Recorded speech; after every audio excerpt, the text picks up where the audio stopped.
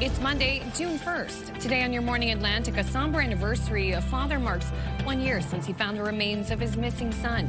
Your top news headlines just ahead. And a new council for St. John. We'll speak with the city's mayor about re-election, new faces, and priorities for the city. That's in our second hour. And the East Coast Creatives Journal. We'll chat with the magazine's founder about the latest issue and why this region inspires so many artists and creators. All that and so much more just ahead on the Monday edition of Your Morning Atlantic.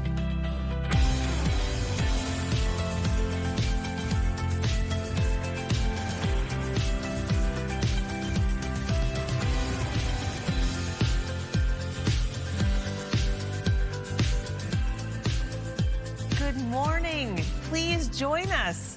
Welcome to the month of June. June 1st on a Monday, that's got to be worth something. Right? Absolutely. New month, new week. Fresh start. Fresh start. Fresh is the operative word. Yeah, basically. Holy smokes. I bought a plant to put outside, and I'm sure you can put it outside by, with careful care, but I haven't put it out yet because I'm just too scared because it's been cold at night. I know. It's been quite crispy outside. It's wild to be towards the end of May, early June, and then we're seeing these frost warnings in some places. Yes. Sure. So most of those frost advisories have ended, thankfully. Okay. Still holding on for eastern mainland Nova Scotia, Cape Breton Island. We are going to see a warm-up, though. At least midweek to the end of the week, it's looking quite nice. Yes. So something to hold on hope to. It's coming. It's coming. Before we get to Woodland TV, I just wanted to mention that we all participated in the NWPA telethon on the weekend. And Amanda, you were there for the very end. You broke the record, right? Oh my gosh, yeah, over $9 million was raised for the IWK Foundation. Thanks to So you incredible. at home. Thank you to everyone who tuned in. We have so many people to thank. And coming up at the end of the news, if you missed it, I'm going to show you some highlights, some behind-the-scenes video. Perfect. Yeah. Perfect. The weather, I feel, played into the telethon. A lot of people were hunkering down inside. Absolutely. Were able to watch and participate. So what are we looking at for this new June day? Well, we're starting to see that precipitation clear up, thankfully. We're going to see a mix of sun and cloud for much of the maritime region today. So sunshine is returning. It is cool to start, so make sure to layer up before heading out, but temperatures will rise. Still remaining below seasonal, though, for our daytime highs, at least for today. So we are also seeing some active weather for parts of the region. Okay. Newfoundland, Labrador is still holding on to I think they're going to pull up. There we go. There's the roundabout this morning. Well, I mean, as we were mentioning, with that rain, look how green the grass is at the roundabout. You can admire that when you go round and round. Green and long. Some of us haven't cut it yet, and it's welcome to the jungle. I'm telling you. Exactly. Well, right now it is only 3 degrees to start your day in Halifax, so it is cool. Make sure to layer up before heading outdoors. We are going to see temperatures rise, as I had mentioned, but still remaining below seasonal for those daytime highs. 3 degrees also starting off your day in Sydney, with 2 degrees in Charlottetown and Fredericton, 3 degrees over in Labrador City, and 2 degrees starting off your day in St. John's, Newfoundland. Keep in mind sun safety as we start to see that sunshine return this week. We are going to keep in mind the UV index now tracking high across all 3 maritime provinces. A bit lower for Newfoundland and Labrador due to the precipitation we're seeing over there, tracking low to high throughout your day today. We do have a special weather statement in effect until later tonight for St. John's and vicinity due to snowfall. And we do have a frost advisory still holding on to eastern mainland Nova Scotia and parts of Cape Breton Island for tonight.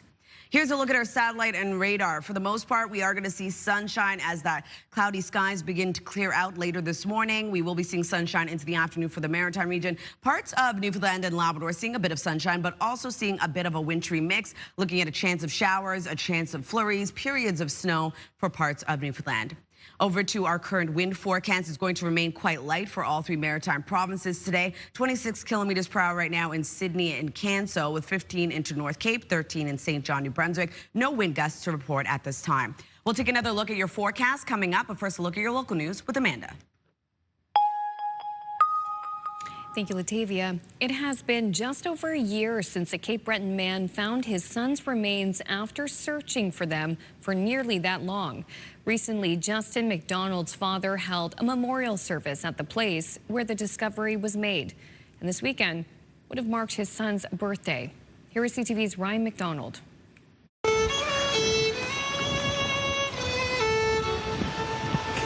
With fiddle music, the only sound among the silence, about 50 people gathered along the Morley Road in Sydney Forks, Nova Scotia recently to remember Justin McDonald, 1 year to the day since his father Ken discovered his remains there. It's hard to believe it's a year since we found Justin right now. The discovery made on May 26, 2025 ended 322 days of searching for Ken McDonald and his wife Peggy.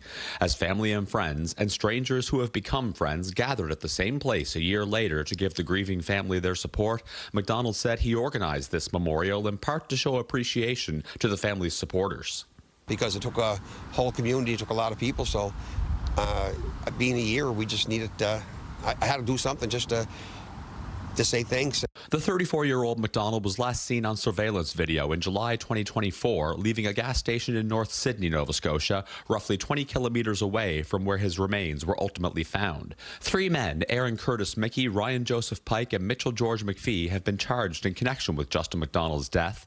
Their cases have been slowly making their way through the court system ever since they were arrested within weeks of one another in December 2024. It's hard. I never thought the court systems would be this difficult. I know there's a process to it. For now, the McDonalds had another bittersweet milestone to mark on Sunday. It would have been Justin's 36th birthday. And he will be 37 when we go to court. Trial will be on his birthday, 2027. Look at this. Near the end of the memorial service, a bald eagle was seen flying overhead. McDonald said the last time he saw an eagle at that location was the day he found his son's remains. And it just circled. It followed the area, and it just circled the area. It was just like he was letting us know that, yeah, you know what, we'll get justice. A loss still being felt a year later, and a father's love that continues to endure. Ryan McDonald, CTV News, Sydney.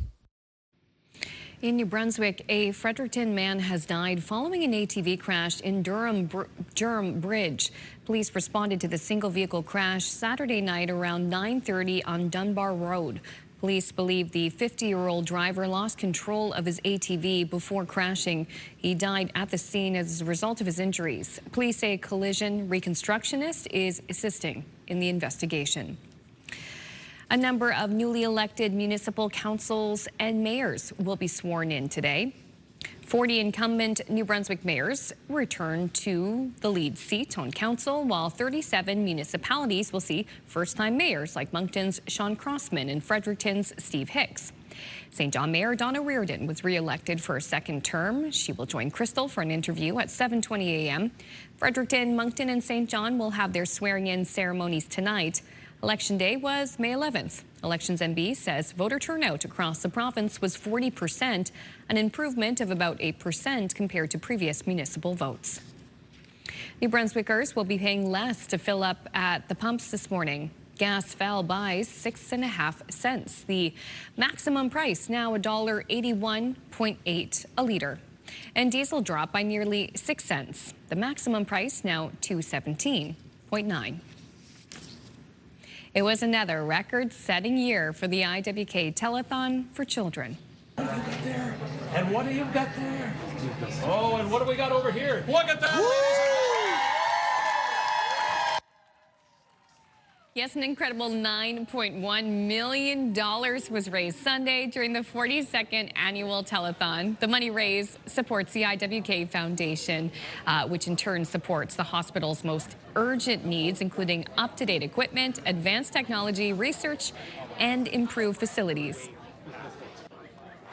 Absolutely fantastic day. Maritimers came through once again. They always seem to do. I'll tell you, we have veteran staff here today. We have new staff here today. Alumni. It's the one day of the year that I think everybody comes together to celebrate for the IWK.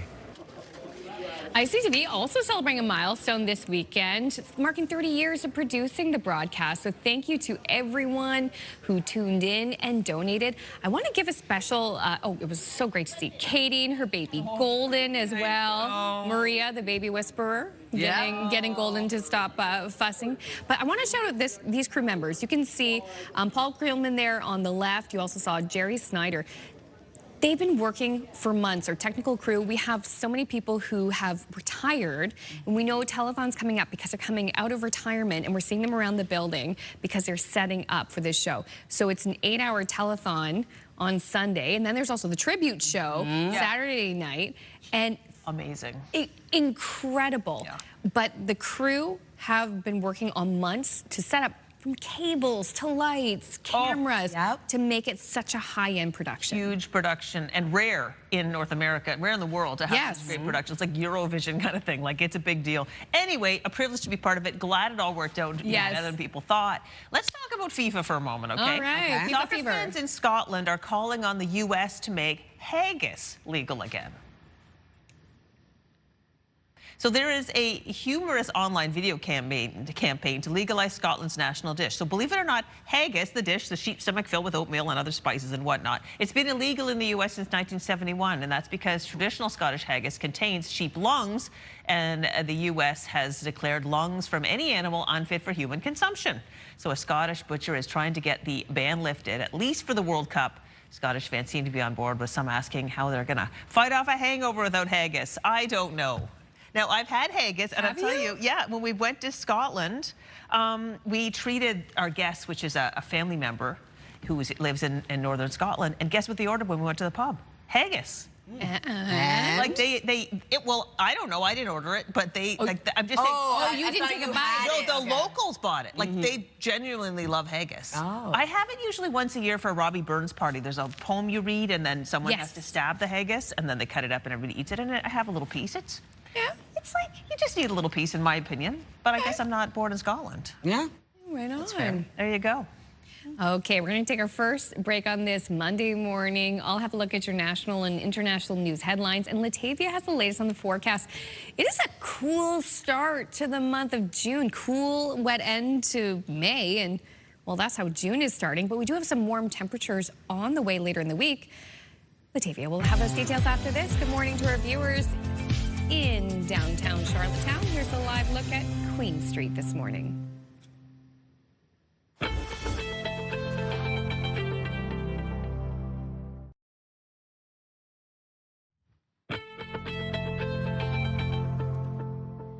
Good morning and happy Monday, Atlantic Canada. The time now is 6:14. We're taking a live look at St. John. Cold to start. Beginning off June. As of right now, it is only 1 degree in St. John. We are expecting clouds to continue to clear out. Lots of sunshine throughout your day today. We are going to see sunshine sticking around. Temperatures will be warming up a little bit later on, but it is cold to start right across Atlantic Canada, so keep that in mind when you are heading out. 1 degree as well in Fredericton, with 3 degrees in Charlottetown, Halifax, and Sydney. 2 degrees starting off your day in St. John's, Newfoundland.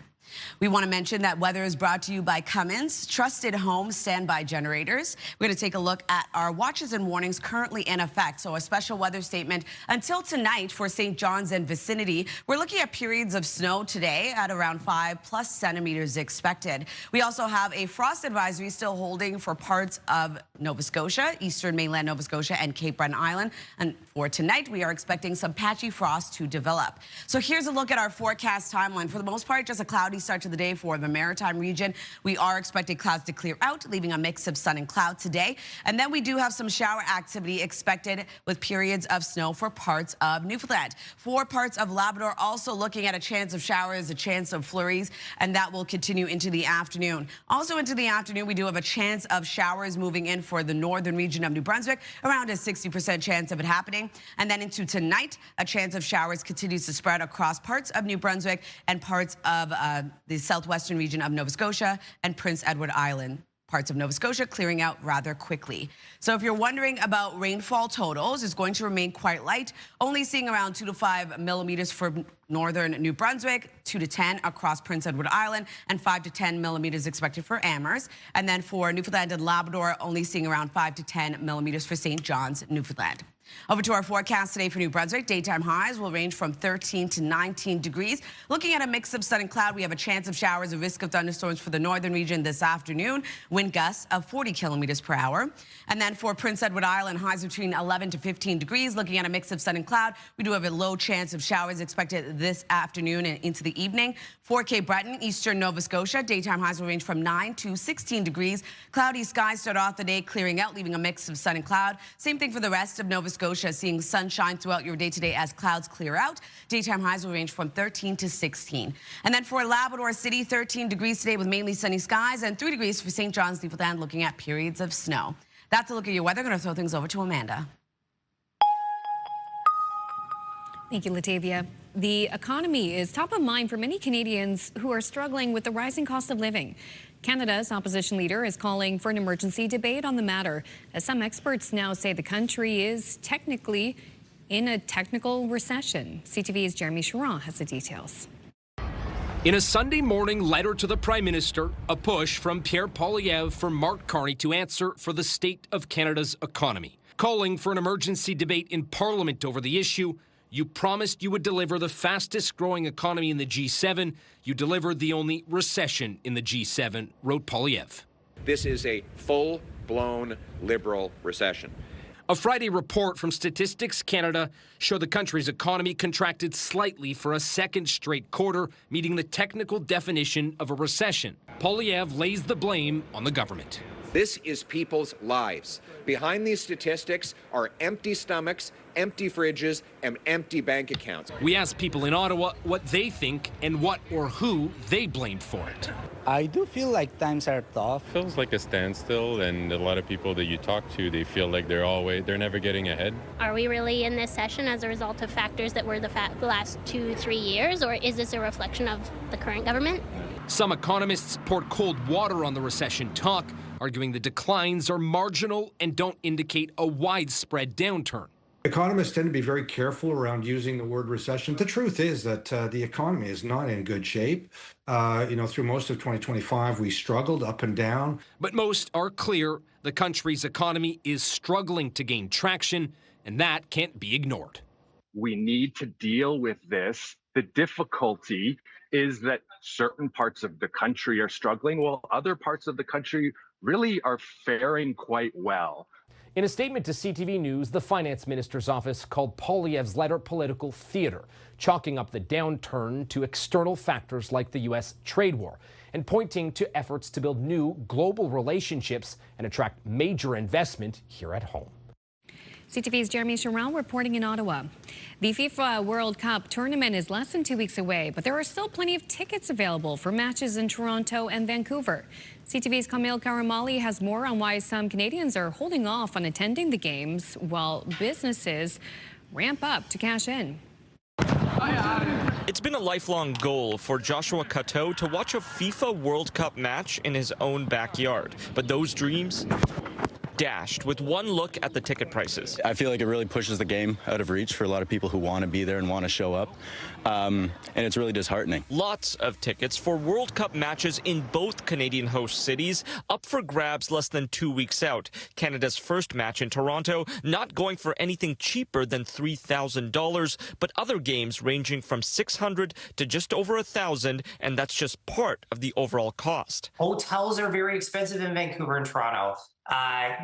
Airline flights are very expensive right now. But it's not just the matches that aren't selling out. Vancouver's official viewing party showing large clusters of seats still available to its fan festival. Officials, though, not sweating it. As people are starting to make and lock in their summer plans, we have quite a bit of confidence that people will secure their seats. The cheaper option, coming here to bars and restaurants broadcasting the games, but getting official FIFA branding at your establishment, not as easy as it sounds. You don't want to be necessarily using FIFA's big IP assets. Nothing that sort of suggests or even comes close to suggesting that this is an official venue. The City of Toronto's guidelines say businesses can't use words like FIFA, World Cup, or show the trophy to reel in customers, with the city able to issue fines or even late charges, unless they've partnered with FIFA's official sponsors like this Toronto bar. We have brand partners that are directly associated with FIFA and the World Cup,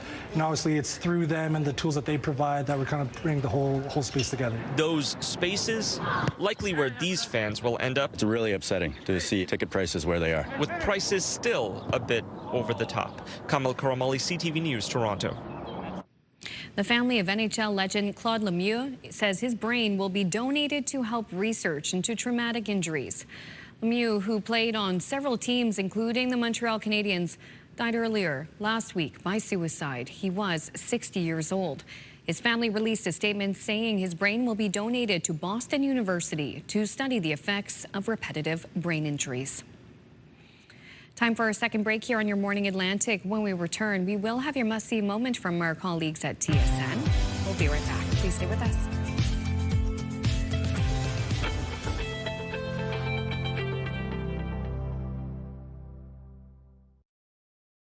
Move Mornings with Aaron and Peter. Weekday mornings on Move 100. The most fun in the morning. And home of the $1,000 minute. Only on Move 100 Halifax.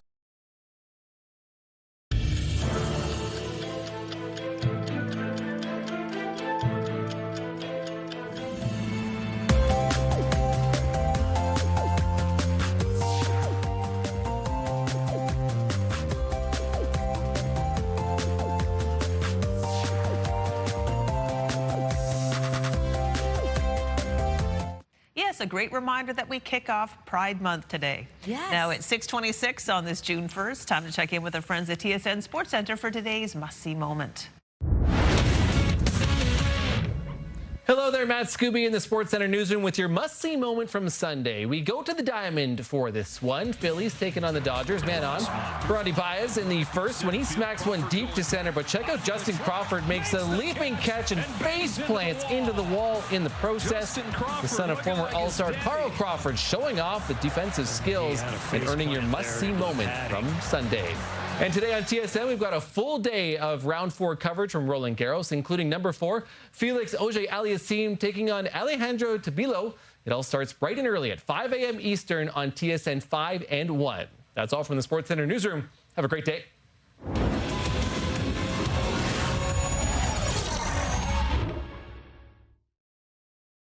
This TSN must-see moment brought to you by J.R. Rahe's Furniture and Appliances. Taking a look at our 3-day forecast for New Brunswick, 17 degrees today. We do have a mix of sun and cloud, a chance of showers this afternoon for the northern region with the risk of thunderstorms, and showers move in for the evening across the province. 20 degrees on Tuesday, looking at a mix of sun and cloud. Isolated showers return with the risk of thunderstorms into the afternoon, warming up to 25 on Wednesday with a mix of sun and cloud. For Nova Scotia, 15 degrees today with a mix of sun and cloud. On 14 on Tuesday, looking at some scattered showers and a risk of thunderstorms, warming up to 18 on Wednesday, and lots of sunshine across the province. For Prince Edward Island, 13 degrees today with a mix of sun and cloud. Isolated showers this evening. 11 degrees on Tuesday with scattered showers and a risk of thunderstorms, warming up to 18 on Wednesday with sunny skies.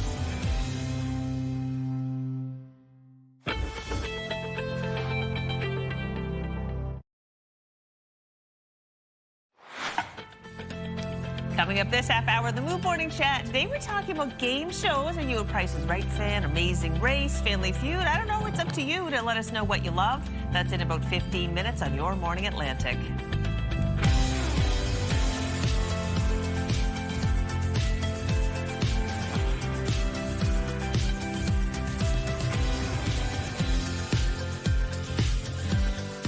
Hey, it's 6:31 on your Monday morning, and you can turn over the traditional calendar this morning if that's what you have. Give it a little flip because it is June 1st. Welcome to the month of June. Woohoo! Yeah, here we are. Here we go. I like how we ended the month of May, though, with the IWK Telethon. That was fantastic. A great way to end. And it's June now, which is a time when the weather starts to really get more in the summery direction. And it looks like that is coming.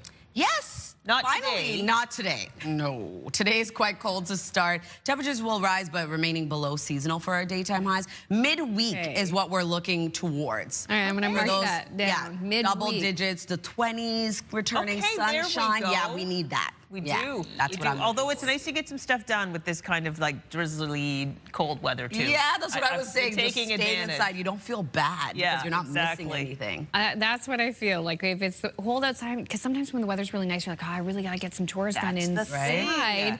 But now, so maybe now is the time to do it. Absolutely. Indoor chores now, because later in the week you're going to be out. Exactly. So we are going to see sunshine return as clouds continue to clear out. As you can see over in Peggy's Cove, a bit of a cloudy start to the day. Cold to start as well. It is 2 degrees over there right now. So you're feeling that coolness, that crisp in the air early on.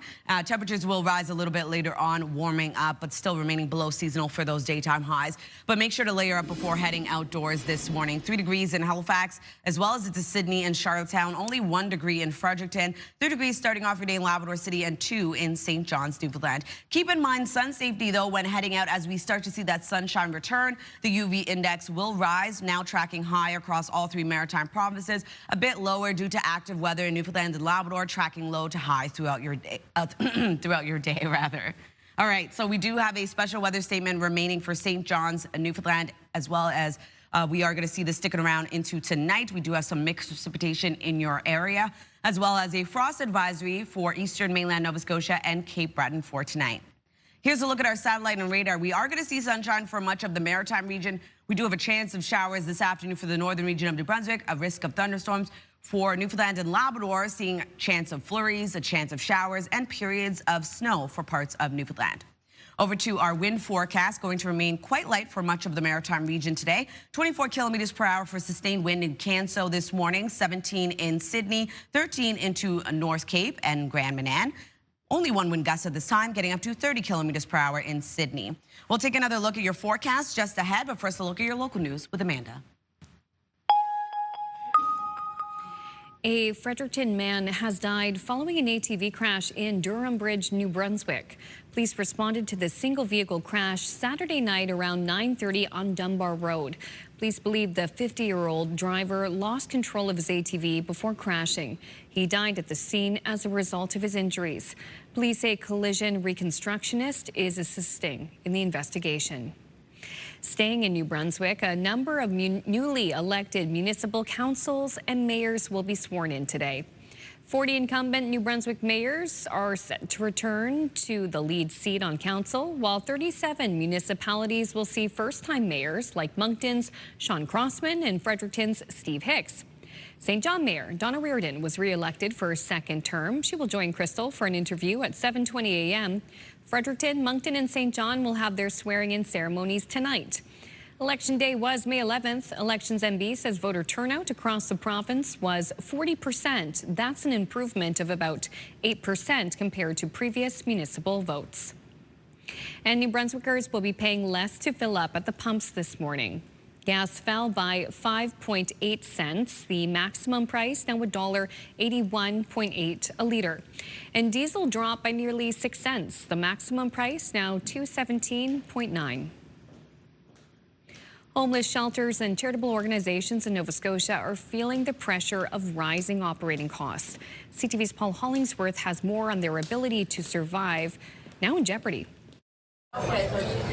A struggle to survive for Souls Harbor Rescue Mission, navigating skyrocketing prices, transportation, and shipping costs. Our energy costs across the board have risen 12%. Every day at 9 locations across Nova Scotia, Souls Harbor provides overnight shelter for more than 100 people while serving 1,200 meals. 12% can cut into the revenue needed to buy food, to take care of people. Like Kim Reed, who relies on Souls Harbor as a critical lifeline. I can't afford groceries, so without places like this, I would starve to death. High energy costs limit the amount of money to buy food and materials. It also lowers public donations because some people can no longer afford to give. It's going to put a hit not only on our budget and other charities, but the average consumer. Affordability has become a crisis, not just in Nova Scotia, but across the country. Prices of things have gone up faster than wages in our society,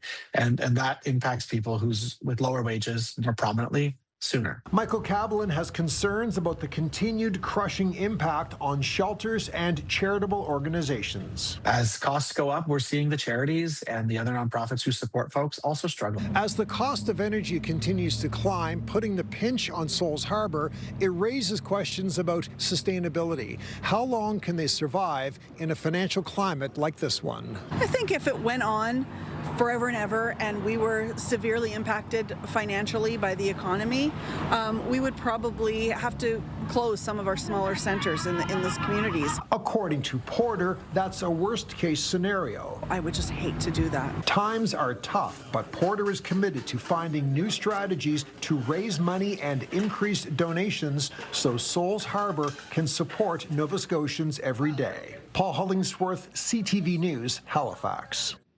Thank you, Paul. Finally, community came together this weekend for mental health. About 50 people layered up for an unusually chilly late May morning to take part in the Defeat Depression Walk around Sullivan's Pond in Dartmouth on Saturday. The Defeat Depression campaign empowers people to take action against mental illness, dismantle stigma, and support mental health programs through activities like walking, personal challenges, and community events. We know sometimes that we have highs and lows, and all of us have depressed feelings. That's normal, but when it starts to get in the way of things we'd like to do or that we need to do in our day-to-day life, that's when we might want to explore if we need some extra supports. And this is the 15th year for the Defeat Depression Walk. Last year, it raised close to $15,000. So hopefully they broke the record this year. Oh boy, just seeing the layers for late May. Walking's a great way to keep warm, especially if you have a hat and mittens on. That makes all the difference. Absolutely. Or gloves. You're not going to sweat. No, that's it. That's what I said at the track meet on the weekend. Like, you're right. You're not going to overheat on that track. Yes. Provincials in Dartmouth. Okay, believe it or not, what you're about to see is a new species of robot. Doesn't look like one. Ugh. Right? It's not a lamp. It is a robot. Researchers in the U.S. have unveiled this new model called Argus. It's headless, rolls along on 20 legs. It also has 20 cameras that allow it to see objects in its path and react immediately to change direction. In experiments, Argus has been able to navigate sandy beaches and forest undergrowth, and they've been trying to see how it simulates lunar gravity. So maybe Argus's future is in space. So there's a place for this. Like I guess it's a kind of mapping conditions. Ooh, oh, well, that's fun. It's mapping conditions, and that's why it looks as it does. Cool. Yeah, not a humanoid, definitely. I'd prefer this one. Yeah, me too, actually. Yeah, all right, something out of sci-fi. Still ahead, we'll have your entertainment headlines on this Monday morning. And speaking of entertainment, coming up next, that's the focus of the Move Morning Chat. Today we want to know, what's your favorite game show? Maybe it's this one with Jerry D. Stay with us. We'll be right back after this.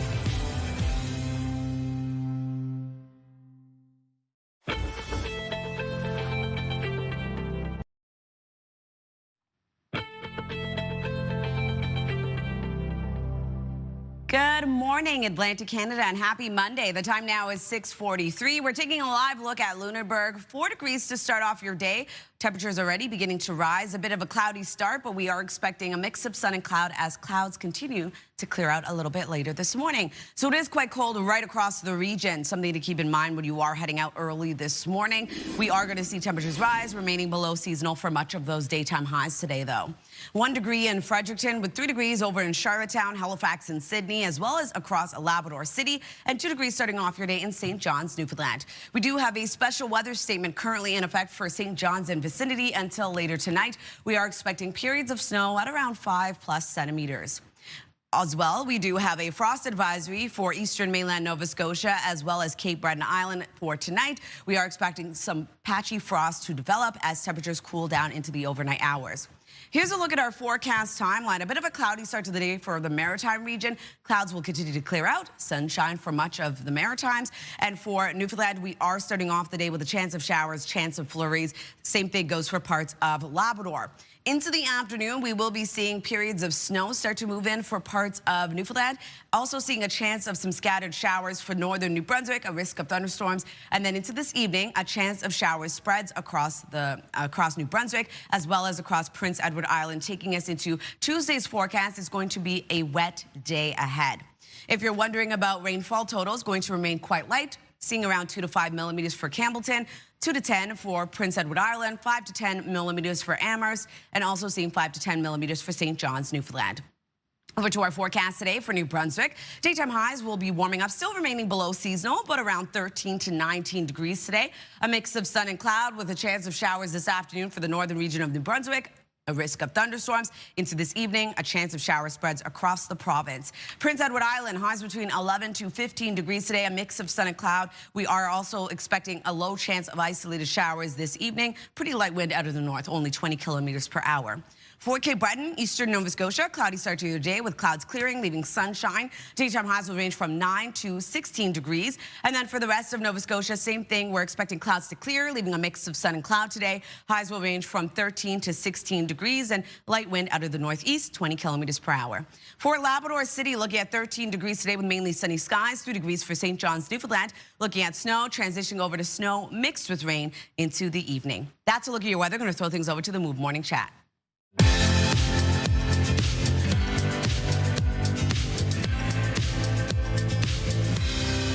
Happy Monday. Aaron and Peter join us for the Move Morning Chat. And we want to know if you want to play a game because it's National Game Show Day. So we're asking, what's your favorite game show and why? Aaron and Peter, what are you picking?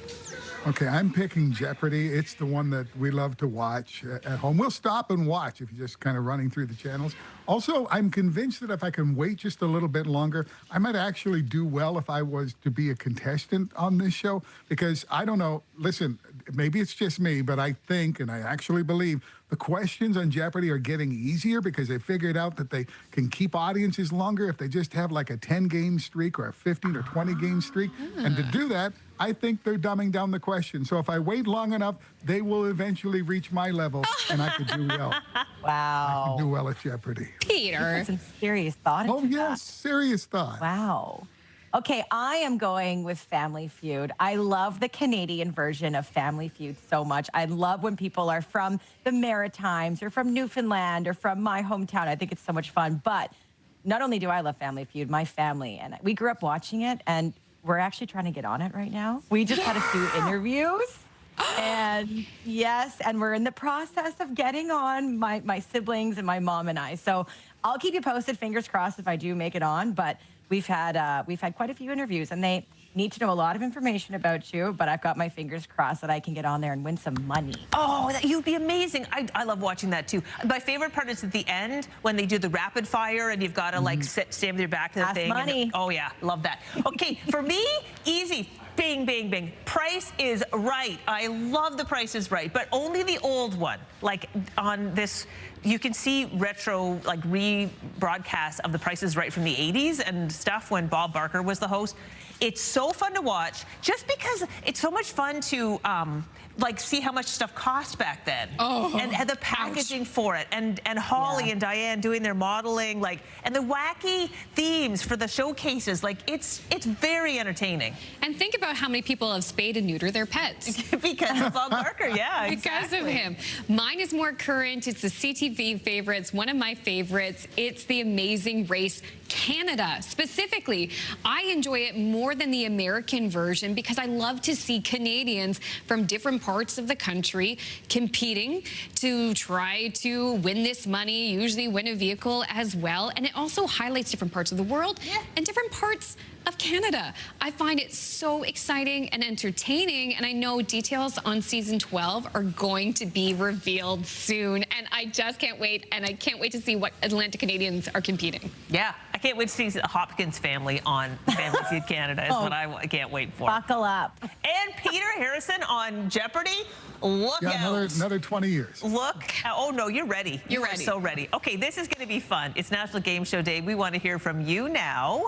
What is your favorite game show and why? Let us know. Text us at 10400. We'll have a fun roundup a little later in the show.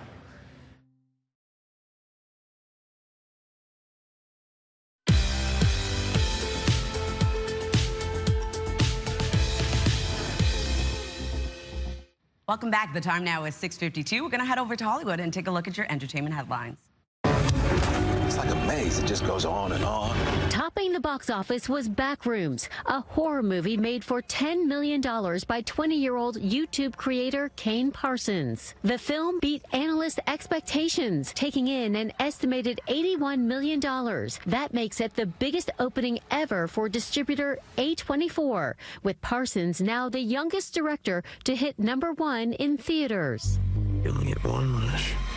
I wish Nikki Freeman loved me more than anyone in the entire world. The number 2 slot went to another low-budget horror film, Obsession, with over $26 million. It's Obsession's 3rd consecutive weekend of growth, making it the first non-Christmas release to do that since Jaws in 1975.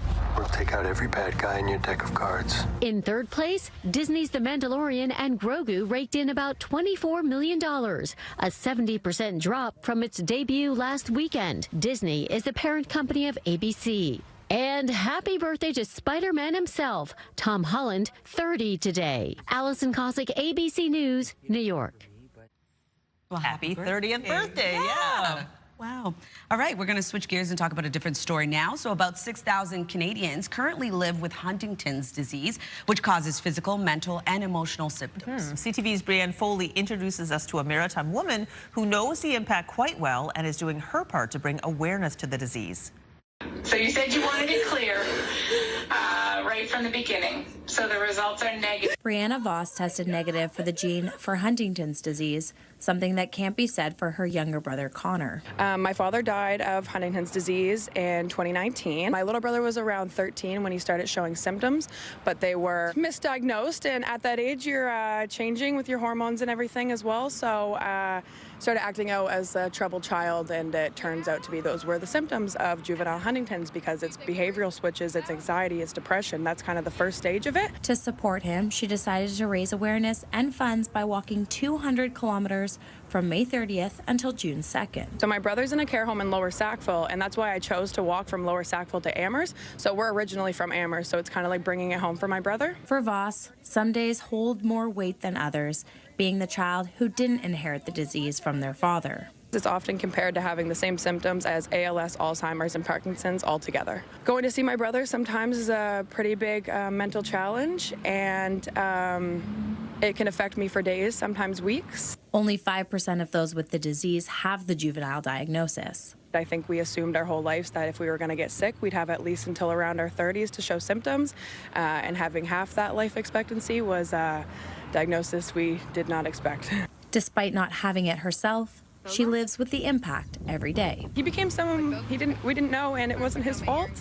But now we're stronger than ever, and that's my baby bro, and we'll always be there for him.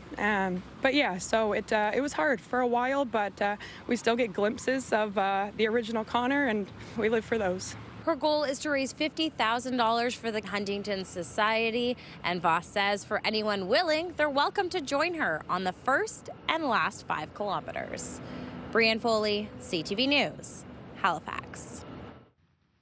All right, now we're going to talk about the 3-day forecast yet again. It's cooler today, kicking off the month of June. Temperatures will rise, remaining below seasonal, though, at 17 degrees. We will be seeing sunshine across the province today, but we do have a chance of showers this afternoon for the northern region of the province with the risk of thunderstorms that continues to spread across the province into the evening. 20 degrees on Tuesday with a mix of sun and cloud. Isolated showers and a risk of thunderstorms returns into the afternoon. And then on Wednesday, warming up above seasonal to 25 degrees with a mix of sun and cloud. For Nova Scotia today, 15 degrees with a mix of sun and cloud as clouds continue to clear out. 14 degrees on Tuesday. We do have scattered showers and a risk of thunderstorms across the province. Warming up above seasonal to 18 on Wednesday. Lots of sunshine with increasing cloudiness. For Prince Edward Island, 13 degrees today with a mix of sun and cloud. Isolated showers this evening. 11 degrees on Tuesday, scattered showers, and then that clears on Wednesday.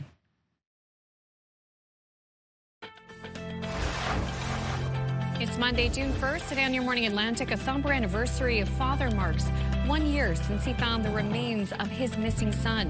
Your top news headlines just ahead. And a new city council in St. John. We'll speak with St. John Mayor Donna Reardon about the most pressing issues facing the city and the construction boom and others, much as we can fit into our 4 minutes. That's coming up in this half hour of Your Morning Atlantic.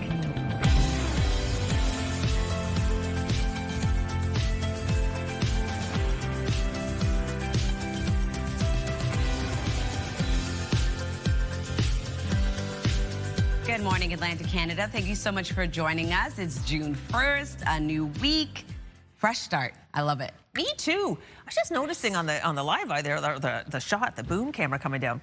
We're like colorful like candy today. I'm kind of liking it. Right? Yeah, bright colors, bringing it back. Although it's been quite cold, why not? Why not? But dress for the weather you want or the weather you have. Exactly. I love it. Yeah, I think that's how the saying goes. And yeah, I don't think I it like is. that too. In any case, I think we're sort of wearing like ready for a cruise. Oh, I would love a cruise. I know, and all-you-can-eat buffet. That sounds good about right now. Take us on one, please. We would love that. Some kind of beverage served in half of a fruit. Right? That would be lovely. Oh, yeah. Sign me up. I feel like if I see any cruise ship passengers who are around our region today, I feel like saying, sorry, it's not normally this cold. Yeah, that would June be... 1st, I'm sorry. Yeah, that would be sucky, especially this time right now. What are we facing today weather-wise? It's going to be cooler today. Temperatures will rise, remaining below seasonal, though. Midweek is what we're looking out for because it looks like we're going to get a warm-up, some heat, some sunshine headed our way. We will be seeing sunshine in the forecast for today for the Maritime region, though. Okay. Yeah, as clouds continue to clear out, but it is cold this morning, so keep that in mind when you are heading out. 3 degrees in Halifax, and it's not much warmer across the region, so layer up before heading outdoors. And as I mentioned, temperatures will rise a little bit later on. So for our current temperatures, you're going to see in a second, it is 3 degrees as well in Sydney and Charlottetown, 1 degree in Fredericton, as well as into Happy Valley Goose Bay, 2 degrees over in Gander. Taking a look at our UV index. So we are going to see, because sunshine is returning, the UV index will continue to rise. So sun safety is important, tracking high across all 3 maritime provinces. For Newfoundland and Labrador, due to active weather, tracking low to high throughout your day today. And we also have a special weather statement in effect for St. John's, Newfoundland. Until tonight, we are going to see periods of snow. And then a frost advisory for eastern mainland Nova Scotia and Cape Breton Island for tonight as well, as temperatures cool back down. So here's a look at our satellite and radar. A mix of sun and cloud for much of the Maritimes today. A chance of showers for northern New Brunswick this afternoon. And then Newfoundland and Labrador also going to see a bit of sunshine, but looking at some mixed precipitation. And in terms of our wind forecast, it's going to be quite light for much of the Maritimes today. 24 kilometers per hour right now in Canso, 17 in Sydney with 13 into North Cape, 11 in Charlottetown, and 1 wind gust at this time getting up to 30 kilometers per hour in Sydney. We'll take another look at your forecast just ahead. First, a look at your local news with Amanda. Thank you so much, Latavia. It's been just over a year since a Cape Breton man found his son's remains after searching for them for nearly that long.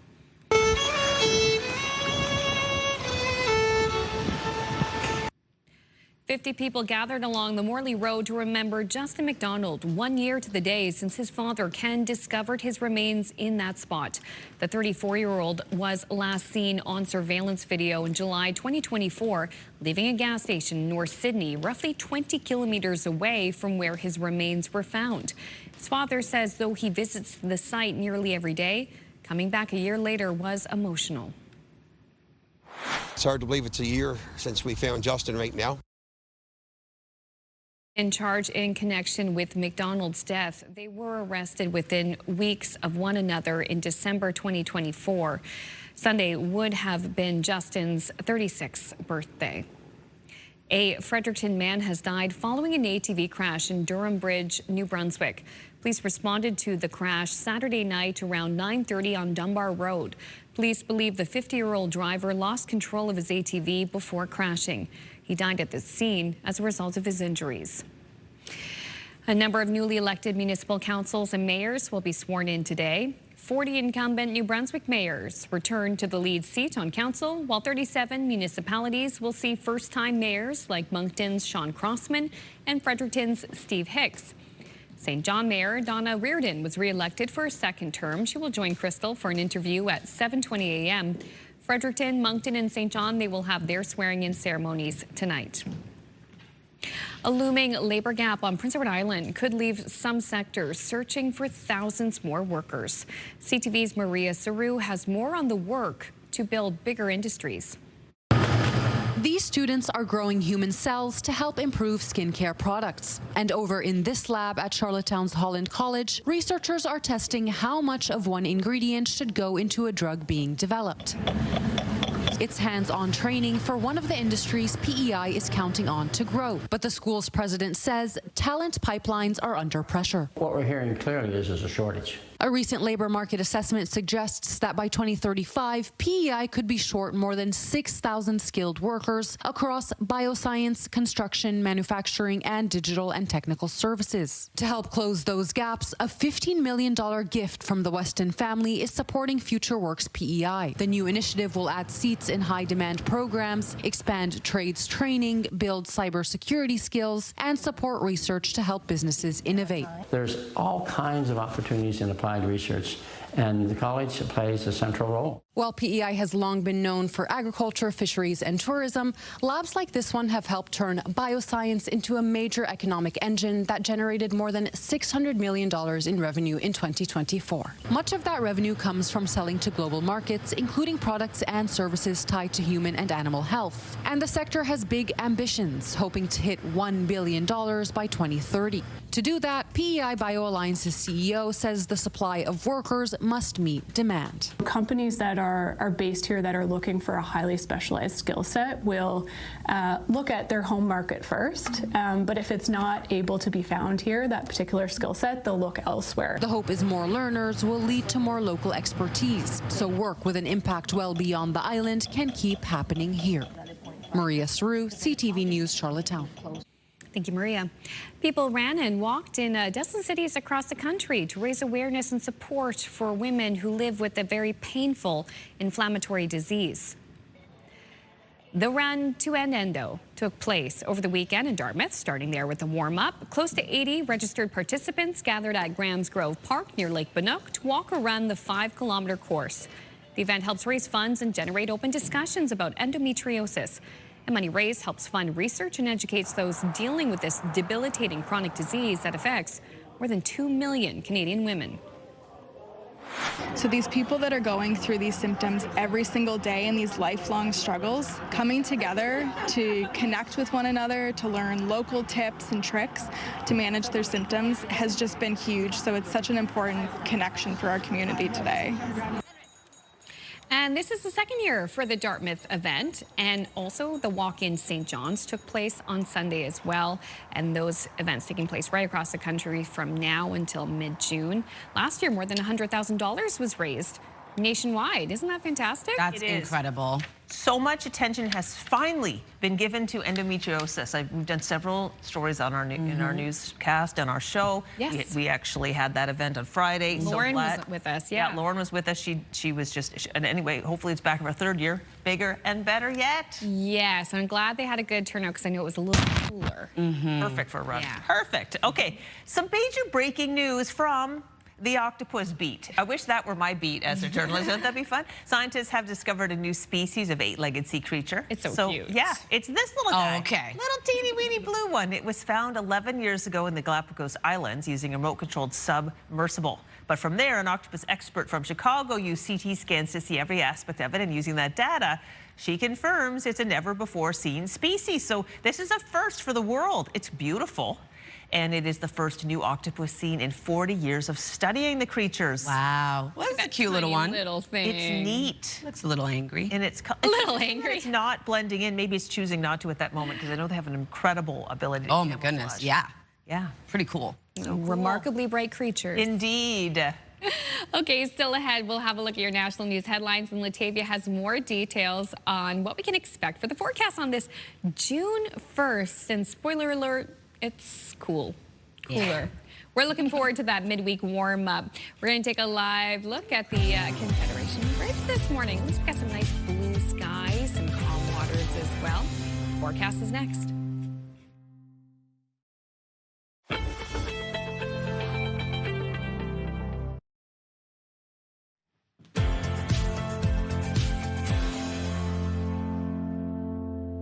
Good morning, Atlantic Canada. The time now is 7:12. Pretty cold over in St. John's, Newfoundland to start your day. Weather is brought to you by Cummins, trusted home standby generators. Cold to start right across the region, so make sure to layer up before heading outdoors.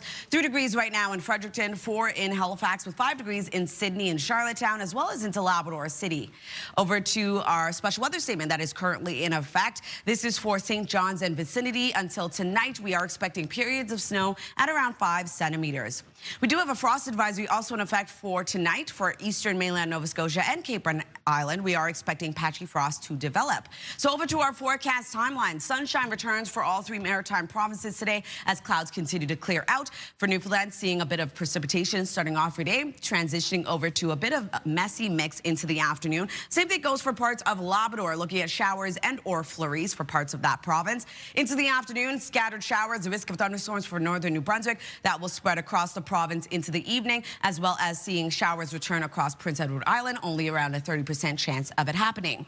If you're wondering about precipitation totals remaining quite light, we are looking at around 2 to 5 millimeters for Campbellton, 2 to 10 across Prince Edward Island, 5 to 10 for Amherst, as well as into St. John's, Newfoundland. Over to our forecast today for New Brunswick. Daytime highs will range from 14 to 19 degrees. Looking at a mix of sun and cloud, a chance of showers this afternoon for northern New Brunswick. That will continue to spread right across the province into the evening. Prince Edward Island looking at a mix of sun and cloud, looking at isolated showers this evening. Highs will range from 11 to 14 degrees. Light wind across the island today. And then for Cape Breton, eastern Nova Scotia, highs will range from 9 to 16 degrees, 17 being the warmest of Truro, looking at sunshine as clouds continue to clear out. Same thing for the rest of Nova Scotia, seeing sunshine today with highs between 13 to 16 degrees, light wind out of the northeast, only 20 kilometers per hour. For Labrador City, 13 degrees today with mainly sunny skies. 3 degrees for St. John's, Newfoundland, looking at periods of snow, and that will transition over to snow mixed with rain into the afternoon and evening. For our forecast on Tuesday, as you can see here, we're looking at a chance of showers for all 3 maritime provinces, remaining below seasonal yet again for our daytime highs. Also seeing precipitation for Newfoundland and Labrador. So for our forecast on Wednesday, sunshine returns for much of the maritime region. Temperatures begin to warm up, above seasonal for much of our daytime highs. All right, now we're going to take a look at our campfire traditions, and for that, it's brought to you by Pine Acres RV, where customers become friends. You can see here much of New Brunswick, burning is allowed, but we do have a bit of a restriction in the northwestern region, so burning is only allowed around 8 p.m. to 8 a.m. For Nova Scotia, burning is only allowed around 2 p.m. to 8 a.m. for much of the province. For the Tri-County area, burning is only allowed around 7 p.m. to 8 a.m. And then for Prince Edward Island, burning is allowed around 2 p.m. to 8 a.m. So we want to remind you, always check for a fire ban, always check the municipal bylaws, and make sure to keep fires small and under control. Now we're going to take a look at our national news with Amanda. Thank you, Latavia. An urgent fix to a tent encampment in downtown St. John's is facing scrutiny from Newfoundland and Labrador's Auditor General, taking aim at the plan to turn an airport hotel into a comprehensive shelter. CTV's Garrett Berry has the story. This tent encampment grew over months in downtown St. John's between 2023 and 2024. This week, we learned that behind the scenes, the provincial government was rushing to organize their fix, leasing the entirety of this airport hotel and transforming it into a shelter. As a matter of fact, wanted them to go a little bit quicker than they were willing to do in order to get this open. The province's Auditor General said in her latest report that transformation was plagued with significant issues: sole source contracts, insufficient planning, and an artificial cap to the amount of rooms eventually offered to clients. We knew that with respect to 106 Airport Road, that it just didn't sit right, didn't feel right. It all cost $24 million for 23 months of operation. The PC government says it's just more proof that their predecessor's project was flawed, even as the former decision makers still defend it. It's not an accounting issue. This is something that is about people's lives, and you can't put a price on a person's life and their future. In the middle of this political debate are the 70 or so people living in this shelter right now. They're facing a bit of an uncertain future because the new PC government has already promised it's going to shut down this site. No, I'm cautiously optimistic that we'll be able to work together to replicate portions of this model in community in a way that supports the most vulnerable folks. Doug Pawson is the head of End Homelessness St. John's, contracted to operate the shelter supports. He said the shelter is working with clients with big needs, and the political debate and pending closure aren't exactly helping. Residents have told us that it takes a toll on them because they're unsure of their own future. And then when politicians are making decisions about their lives, it does impact folks, as naturally it would. The PC government says there are enough vacant units in the existing housing stock that they can afford to shut down this shelter at the end of the year. Garrett Berry, CTV News, St. John's. Doctors in the UK are praising the trial results of a cancer treatment that's managed to eliminate entire tumors in some patients with head and neck cancers. New EGFR drugs like amivantamab are showing strong promise in HPV-negative head and neck cancers, and this will hopefully improve response and durability and hopefully improve survival and outcomes so that, many years are possible even when recurrent metastatic disease occurs. Researchers at London's Institute of Cancer say the drug was offered to patients whose cancer had spread, come back, or failed to respond to standard treatments. The drug is an injection that targets cancer cells and prevents growth and spread. Clinical trial results showed the drug reduced tumor sizes in 43 of the 102 patients treated, and in 15 of those cases, the tumors disappeared completely. Experts say the findings are highly encouraging. A break here in your Morning Atlantic. When we return, Crystal will be joined by returning mayor for St. John, Donna Reardon. That's on the other side of this break. CTV's Your Morning Atlantic. We'll be right back.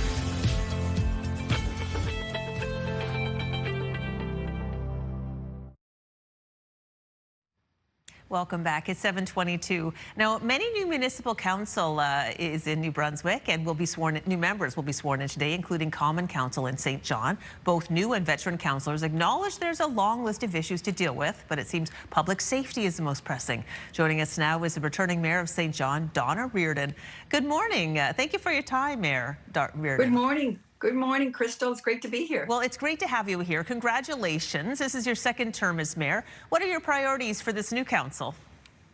Well, first of all, we have to get sworn in, and that'll happen this evening at City Hall. So that's going to be pretty exciting. I have 7 out of 10 new councillors for the team. That's exciting as well. And so initially what we want to do is a little bit of team building right off the hop. Staff has done a little bit of orientation. We're going to do a big governance over the weekend. We're going to spend all day Saturday, Sunday morning working on some governance. And then as we get rolling, the first thing we're going to do is to set our priorities for this team and for these 4 years. Once we get those set, last time we had about 6 priorities that we had been working on, big, catalytic changes. Those sorts of priorities. We'll then ask staff to prepare a work plan for the next 4 years to get us to those goals over those 4 years. So that's the initial steps starting off. Well, there are some new faces on council, but also returning members, including yourself. So I wonder, with this next 4 years, do you think you're going to be able to build on what you started to get going in the first 4? Like, this might be a good position to be in, I imagine. I think it's an excellent position to be in. I think that's historically been an issue because I think there's only been 3, maybe 4 mayors that have been consecutively re-elected in the city of St. John since 1785. So, I'm the 79th mayor of the city of St. John. The other 2 women were re-elected, and I think there was 1 more. Eric Teed might have been re-elected. But it's hard to get your work done over 1 term. You really need that extra time to get it done, and to make those catalytic changes, they're not going to happen in those 4 years. So, it's great to have the extra term. Not unique to St. John, that's for sure, but public safety is an issue. Councillor-elect Eric Savoy told CTV News last week that was a top concern for him. Do you echo that? And if so, how do you plan to improve public safety? Well, public safety has been interesting over my term. I was elected in 2021, and I believe it was 2020, May, I think it was the 25th of 2020, that George Floyd died. So, at the end of the day with that, all we heard in 2021 as I came on was defund police. And so now I'm hearing public safety is a top priority for citizens. So it can be hard to manage the shifting priorities because you usually don't plan out for 6 months or a year or whatever. You try to plan out and set your policies for over several years. So we will be looking at public safety for sure. We have some opportunities with our police commission right now, so we'll be looking at those, setting a new mandate, set in terms of reference for the commission, et cetera. Moving forward, we've hired some extra security 24/7 for the City of St. John, 2-year pilot program. I have been getting good feedback from residents and from businesses in the city. So, it's an evolution, that's for sure. Well, Donna, we only have 30 seconds left, so I'll ask a quick question about construction. Big boom right now. I imagine that's both a blessing and a curse in many ways. It is a blessing and a curse in many ways. It blocks streets. Streets have to be torn up. St. John, as I said, 1785. A lot of the infrastructure in the uptown dates back to when Abraham Lincoln was the president of the United States. We've got, little terracotta sewer lines, et cetera. You can't build on those things. So all those streets need to be rebuilt with new infrastructure. We're looking at putting active transportation in on those streets to modernize the streets. So it's an interesting time. Growth is fabulous. It's not everyone's cup of tea, but it needs to happen for survival. Well, I've admired St. John's evolution, so it's been a pleasure to talk to you this morning. Thank you, Donna. Thank you for inviting me. Really appreciate it. It's our pleasure. And tonight's swearing-in ceremony will start at 6:30 p.m. It will be live streamed as well. There's limited space inside the chambers, but you can watch the people you've elected get their position in power. And we're going to take a little break. Be back with more Your Morning Atlantic right after this.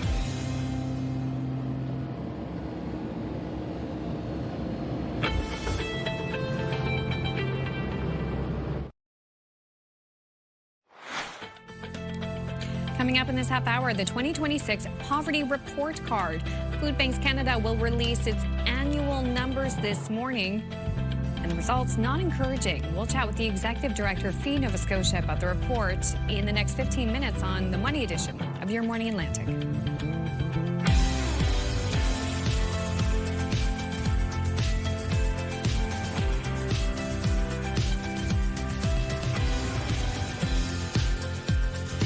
Welcome back. Halfway through this very first show in the month of June of 2026. So glad that you're able to join us. Great chat with Donna Reardon. Exciting that Council in New Brunswick is getting, off to a great start today. Morning, yeah, Common Council. So a number of municipalities, especially the big ones, Fredericton, Moncton, and St. John, they're going to have their swearing-in ceremonies. Love it. Later today. But of those three cities, she's the only returning mayor. You have new mayors coming in for Moncton. I think that's just a big job to step into. Big shoes.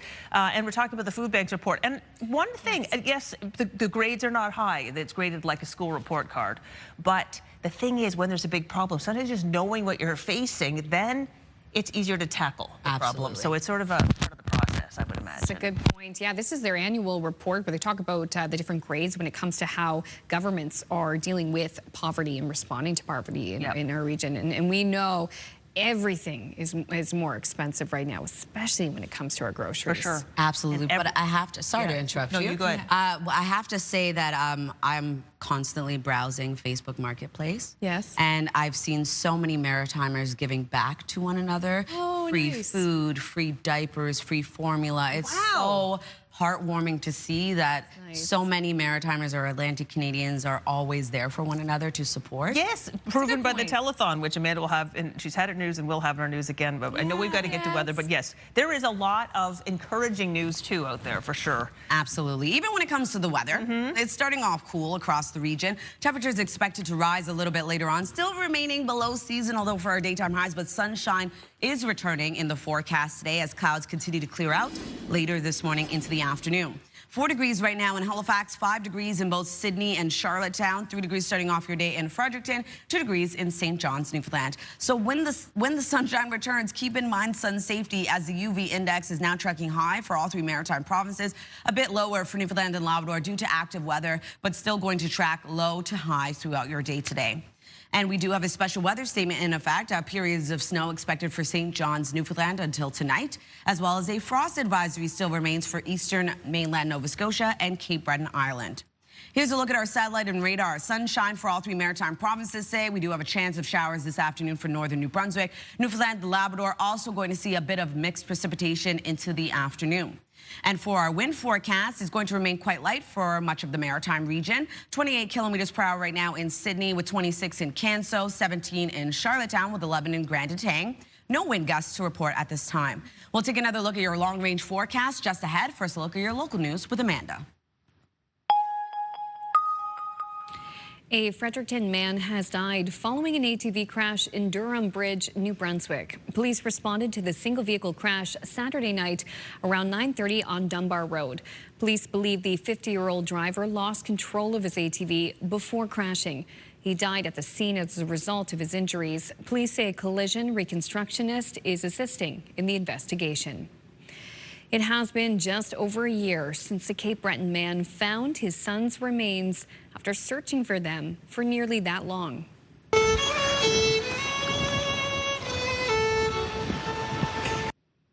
"50 people gathered along the Morley Road to remember Justin McDonald, 1 year to the day since his father Ken discovered his remains in that spot. The 34-year-old was last seen on surveillance video in July 2024. Leaving a gas station in North Sydney, roughly 20 kilometers away from where his remains were found. His father says though he visits the site nearly every day, coming back a year later was emotional. It's hard to believe it's a year since we found Justin right now. 3 men have been charged in connection with McDonald's death. They were arrested within weeks of one another in December 2024. Sunday would have been Justin's 36th birthday. A number of newly elected municipal councils and mayors will be sworn in today. 40 incumbent New Brunswick mayors are set to return to the lead seat on council, while 37 municipalities will see first-time mayors like Moncton's Sean Crossman and Fredericton's Steve Hicks. St. John Mayor Donna Reardon was re-elected for a second term. Fredericton, Moncton and St. John will have their swearing-in ceremonies tonight. Election day was May 11th. At the pumps, New Brunswickers will be paying less to fill up this morning. Gas fell by 5.8 cents, the maximum price now $1.81.8 a liter. And diesel dropped by nearly 6 cents, the maximum price now $2.17.9. It was another record-setting year for the IWK Telethon for Children. And what do you got there? Oh, and what do we got over here? Look at that! An incredible $9.1 million was raised Sunday during the 42nd annual telethon. The money raised supports the IWK Foundation, and donations support the hospital's most urgent needs, including up-to-date equipment, advanced technology, research, and improved facilities. CTV also celebrating a TV milestone, a telethon milestone, marking 30 years of producing that broadcast. Also this weekend, Cape Breton's largest community was full of costume characters as the 11th annual CaperCon took over Centre 200 in Sydney. And in true superhero fashion, this was all about people coming together to share in something they love, and some of it was for a good cause. Here's CTV's Ryan McDonald. On May 30th, 1993, the Cape Breton Oilers won the American Hockey League's Calder Cup in this building. 33 years later, though, Sydney's Centre 200 was taken over by the 11th annual CaperCon. I made this character myself, and I made the costume. This participant, who identified themselves only as a spotted hyena, said it took about a month to make this costume, not to mention about $400 worth of supplies. This weekend, though, all of that effort was worth it. I was just looking forward to all the different people I could meet. I met this one here as well through wearing these costumes and enjoying this interest, and it just brought me a lot of joy. We've been probably coming here for about 10 years or so. For some of the vendors, this is their biggest weekend of the year. We don't do better at any other show than we do here. We always put on a show. We come in costume. This is like a gathering of like-minded people and just nerds. And if they haven't quite conquered the world, they have at least taken over the floor of this 5,000-seat arena. Organizers say more than 2,000 people came through the doors between Friday and Sunday, and even this guy can get behind the idea of supporting local. We love supporting all kinds of local artists and writers. And of course, there were actual comic books too, and like any true superheroes, these characters are doing some good in their community while they are at all of this. I mean, just for Horizon Achievement, that raffle draw, we've already raised $1,500 for it. So while it may be true that not all heroes wear capes, at least some of them here at CaperCon 2026 wore costumes. And are you responsible for the deaths of any lions of the Lion King? I assure you I am not. Ryan McDonald, CTV News, Sydney. Okay. Thank you, Ryan. So much happening this weekend. That was really fun. Yeah. looks awesome. Wow. I know Lenore Zan had posted on social media because she was a member of parliament and an MLA for Nova Scotia, but in the early 90s she did the voice of Rogue in the X-Men. Oh yeah, no, Really? Oh yeah, no, such a neat career there. Okay. So neat. Yeah, and she was driving up and she was remarking on the snow in Cape Breton this weekend. Oh wow, yeah, that was a surprise. Okay, so we want to remind you about our Move Morning Chat, which is related because there was a game show back in the 80s and 90s called Let's Make a Deal, where you would dress up in costume to be part of the audience. Oh. Yeah. All right, so it's National Game Show Day. What's your favorite game show and why? Text us at 10400. We would love to hear. We'll have a fun roundup later in the show. I gather from your reaction, you two aren't really big into game shows. Maybe it was more of a 80s thing, 70s thing. Well, it's funny. We were thinking about it later, and Vicky was saying, I don't know if The Amazing Race Canada is considered a game show. And I said, oh, maybe you're right. And then I was thinking about it a bit more.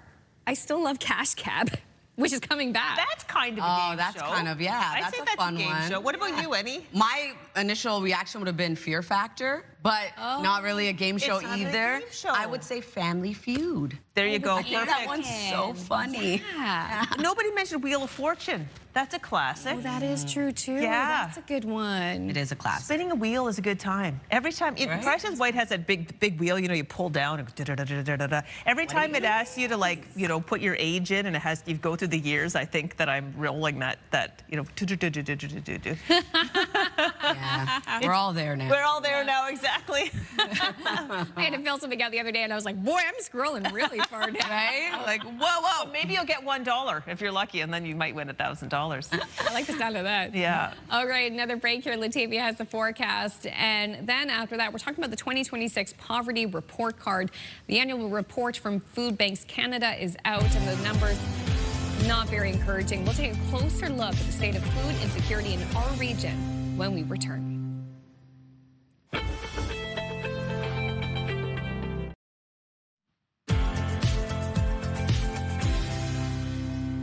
Good morning and happy Monday. The time now is 7:44, taking a live look at a sunny start to the day over in Hampton. Currently 4 degrees, temperature is expected to rise and sunshine will be sticking around throughout your day today. Weather is brought to you by Cummins Trusted Home Standby Generators. Cool to start right across the region, but slowly temperatures are starting to rise. As of right now, it is 3 degrees in Fredericton with 5 in Charlottetown and Sydney, 4 degrees in Halifax with 5 degrees starting off your day in Labrador City, and 2 degrees into St. John's, Newfoundland. We do still have a special weather statement currently issued for St. John's and vicinity. This is until tonight, as we're expecting periods of snow at around 5+ centimeters, as well as a frost advisory still remains for eastern mainland Nova Scotia and Cape Breton Island for tonight. As we expect temperatures to cool down, patchy frost could develop. Over to our forecast timeline. Sunshine for all 3 maritime provinces today. We are going to see a chance of showers return for the northern region of New Brunswick, a risk of thunderstorms this afternoon. Also, Newfoundland and Labrador are looking at a bit of a wintry mix for parts of those provinces. Into tonight, much of the same, but we start to see a chance of showers spread across New Brunswick, Prince Edward Island, and that takes us into Tuesday's forecast. We are going to see a chance of showers. A risk of thunderstorms remain for parts of all 3 maritime provinces. If you're wondering about precipitation totals, looking at around 2 to 5 millimeters for Campbellton, also 2 to 10 across Prince Edward Island, 5 to 10 millimeters for Amherst, as well as into St. John's, Newfoundland. For our forecast today for New Brunswick, daytime highs will range from 14 to 19 degrees. A mix of sun and cloud, a chance of showers this afternoon for the northern region of the province with the risk of thunderstorms. That continues to spread across the entire province into the evening. For Prince Edward Island, highs between 11 to 14 degrees, a mix of sun and cloud, a chance of showers this evening, around a 30% chance of it happening.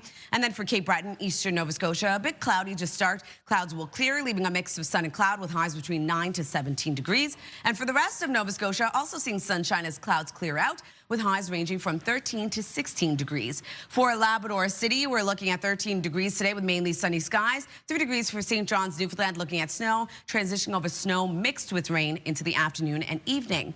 Tuesday's forecast will be a bit of a wet one. We do have a chance of showers for all 3 maritime provinces, a risk of thunderstorms. Newfoundland and Labrador also holding on to a bit of precipitation. Temperatures will start to rise, though. And then into our forecast for Wednesday, remaining seasonal to above seasonal for our daytime highs. Showers begin to clear out early in the morning, leaving sunshine for all 3 maritime provinces. But we are going to see temperatures continue to rise into our forecast for Thursday, Crystal.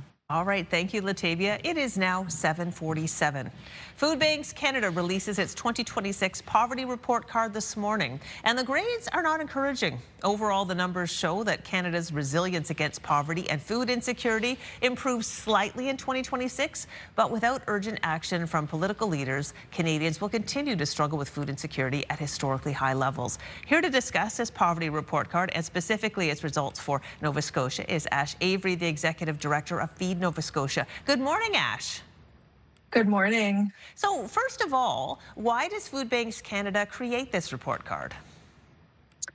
So the poverty report card is an annual assessment that Food Banks Canada does, and it shows how governments are performing on poverty reduction. It examines food insecurity, income supports, housing affordability, and ultimately legislative progress. So it's actually taking a close look at the country and trying to assess and understand how we are doing in ultimately Food Banks Canada pursuit to end food insecurity. Now, overall, what were the findings for Canada as a whole? So nationally, Canada received a D+. So while there has been modest progress, the report makes clear that we're still a really far ways away from where we need to be in terms of poverty and food insecurity in the country. Interesting. All right, let's look at the grades for Atlantic Canada. So we have New Brunswick, F, which is a huge drop from 2024. We have, if everybody at home is 2024 and 2026. Let's look at the next graphic. We have, I think our controller was working on it. There we go. Nova Scotia, we improved slightly. Let's stop here for a second, Ash, and tell us about what you gleaned from these results for Nova Scotia. Yeah, so Nova Scotia received an overall grade of D, which is up from a D- in 2024. Food insecurity in Nova Scotia is affecting over 26% of Nova Scotians, and we know that more than 1 in 4 Nova Scotians are experiencing food insecurity. We also know that social assistance remains the lowest in Canada relative to need. And although there have been modest improvements since 2024, we're simply not meeting the scale of the challenge. Yeah, for sure. Let's take a look if we can. Well, we're looking at some visuals right now of food banks doing the hard work they do, busier than ever these days with food insecurity at an all-time high. The report recommends some changes to EI. Is that something that you would think would move the dial in Nova Scotia? Yeah, absolutely. So here in Nova Scotia, certainly we are advocating for raising social assistance rates to meet basic needs and restoring and expanding employment and skills programs and releasing a new poverty reduction strategy with measurable targets and public reporting. We haven't had such a strategy in over 15 years. And given the scale of food insecurity and poverty in the province, we do believe that it's time for this action to be taken. Well, I can see the value in this report card because just staring the problem in the face, kind of knowing really what you're dealing with does help you formulate those strategies, as you said, and it has been a while. Let's take a look very quickly at the other graphics of the region so everybody watching this morning can see how their province stacked up. We continue with the graphics now. So the controller will pull those up and we'll get us, they're working on it. They're working on it. Hopefully we'll get a chance to see PEI in Newfoundland and Labrador. Aside from in ahead. Atlantic Canada, no province in Atlantic Canada received a strong grade. So Newfoundland and Labrador and PEI received D+. Nova Scotia, as I said, received a D. New Brunswick received the country's only failing grade at an F. So that tells us that poverty and affordability challenges are regional and systemic. They're not isolated to one province. So certainly, the crisis is quite prevalent here in the Atlantic provinces. Yeah, it is very interesting. All right, and anything, before we go, any other changes you recommend that might make a big impact on improving access to food for Canadians and really people in our region? Yeah, certainly, social assistance, we know it's providing only 30% of what is needed to even reach the poverty line. So we're talking about deep, deep poverty that is being created. It's designed poverty. So we really need governments to start addressing the root causes of food insecurity and poverty. And, ultimately we can't food bank our way out of poverty. We really need dedicated and targeted action. Well, thank you so much for your perspective today, Ash. Thank you. That was Ash Avery, the Executive Director of Feed Nova Scotia. We'll turn our attention now over to Amanda Debison. Thank you so much, ladies. Health and medical news now. A new report has revealed gaps in access to mental health and substance abuse health care in rural parts of this country. It's one of the topics in Your Health.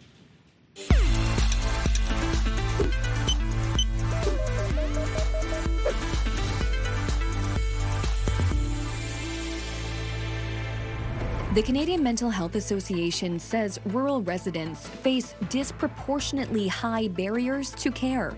The report also found Indigenous peoples, women, and low-income residents experience worse mental health outcomes and higher rates of mood and anxiety disorders. Rates of drinking, smoking, and substance use disorders are also higher in rural and remote communities. You may think vaping is a safer alternative to cigarettes because that's how it's often marketed, but safer doesn't always mean safe. A recently published review suggests nicotine-based e-cigarettes may increase cancer risks. The review summarized evidence showing e-cigarette aerosols can damage DNA and trigger chronic inflammation, which are both associated with cancer development. Researchers also examined studies finding that vaping aerosols contain potential cancer-causing compounds. The authors concluded the consistency of findings from several studies raises substantial concern that vaping is not harmless and could increase cancer risk over time. Finally, new research involving sea cucumbers is raising questions on what it really means to be alive. The scientists studied severed parts of sea cucumber and discovered those fragments never died. In fact, the researchers say they actually healed themselves and even managed to absorb nutrients despite lacking a mouth. However, they say the fragments did not develop into whole new individuals. The study author says this is the first case of tissue immortality in natural conditions. They say the next step would involve studying the DNA structure of the cells to see whether they're aging, and that would determine whether they are immortal. The study was published in the journal Science Advances.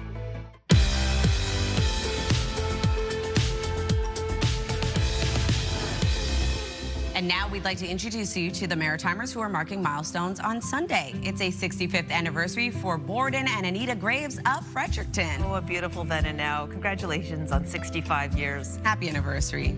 And it is a 68th anniversary for Herb and Carol Morrill of Nakawik, New Brunswick. Look at them, happy as can be 68 years ago. Beautiful yesterday. photo. Beautiful photo. And to see your milestone again or to find out how to submit one, visit our website by scanning the QR code on your screen. And a reminder, milestones must be received 2 weeks in advance. Now another look at our 3-day forecast. A mix of sun and cloud today, but we do have a chance of showers this afternoon for the northern region of the province. A risk of thunderstorms that will spread across the province into the evening. 20 degrees on Tuesday, looking at much of the same. Sunshine to start your day, isolated showers and a risk of thunderstorms into the afternoon. And warming up above seasonal to 25 on Wednesday with sunshine returning. For Nova Scotia, 15 degrees today with a mix of sun and cloud. Looking at 14 on Tuesday, scattered showers and a risk of thunderstorms. On Wednesday, warming up to 18 degrees, sunny skies across the province. Prince Edward Island, 13 degrees today with a mix of sun and cloud. Isolated showers this evening. Scattered showers with the risk of thunderstorms on Tuesday with a high of 11. 18 on Wednesday, showers clear, leaving sunshine across the island.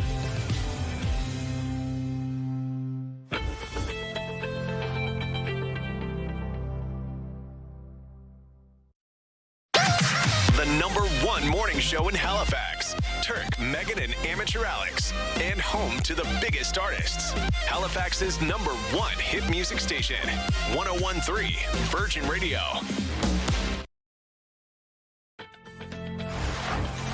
It's Monday, June 1st. Today on Your Morning Atlantic, a somber anniversary. A father marks 1 year since he found the remains of his missing son. Your top news headlines just ahead. and support for everyday health. We'll look at some ways to build healthy habits that last. That's in about 15 minutes on Your Morning Atlantic.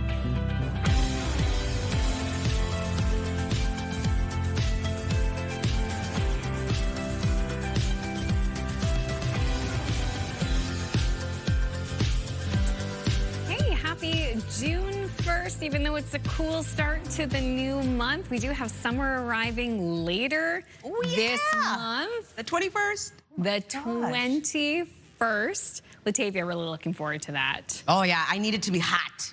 So I can go swimming. That's all I care about. Yes. Once it starts to warm up, once I see that sunshine, if I'm not in a body of water, I am not happy. What about a pool? Does that count? Oh, absolutely. Okay. Any body of water. Right. Yeah. It's not a tub.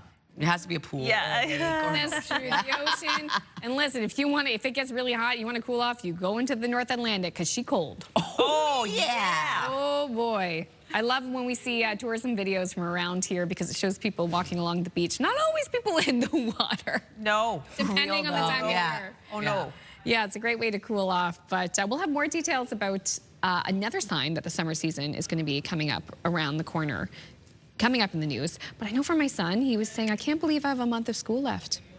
That's true. School. Still, right, it's June. Yeah, it's starting to wind down. It's like prom season is upon us, graduation, right? I love that. I love going very to parks exciting. and seeing all the dresses. And oh, yeah. Oh, can't wait. I've got another niece from Oromocto who's going to be graduating high school. Oh! How does that happen? Time flies. It really does fly. Well, we're already into June. I know. You wouldn't guess it by the temperature this morning. No. It's quite cold across the region. Yeah, I saw some sun, though, which was a nice little treat. Like, okay, hello, Bedeck. Oh, my goodness. Bedeck is that girl in your school who's just so gorgeous, and she's really nice. You can't hate her, but she just looks great every day. No matter what the weather is. Yes, exactly. Always shining bright. Well, here's a live look. As you see, lots of sunshine already starting off your day. Clouds continue to clear out. A mix of sun and cloud will be sticking around for all three maritime provinces. Temperatures slowly rising this morning, but still on the cooler side of things. 5 degrees right now in Halifax, Sydney, and Charlottetown. 3 degrees starting off your day in Fredericton. 2 degrees in Cartwright, and 1 degree in Corner Brook. Here's a look at the UV index. Keep sun safety in mind as we begin to see sunshine return this week. We are going to keep in mind that sun safety is key because that UV index already beginning to rise, currently high across all three maritime provinces. Tracking low to high across Newfoundland and Labrador due to some active weather. A special weather statement still remains in St. John's, Newfoundland and vicinity until tonight as we see periods of snow. And a frost advisory still remains for eastern mainland Nova Scotia and Cape Breton.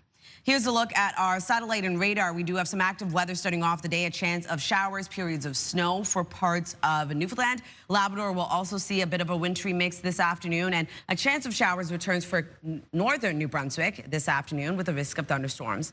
In terms of the wind forecast, it's going to remain quite light for all three maritime provinces today. As of right now, 28 kilometers per hour in Sydney, 26 in Canso, 17 in Charlottetown, with no wind gusts to report at this time.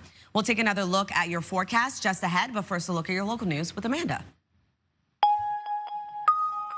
Thank you, Latavia. It's been just over a year since a Cape Breton man found his son's remains after searching for them for nearly that long.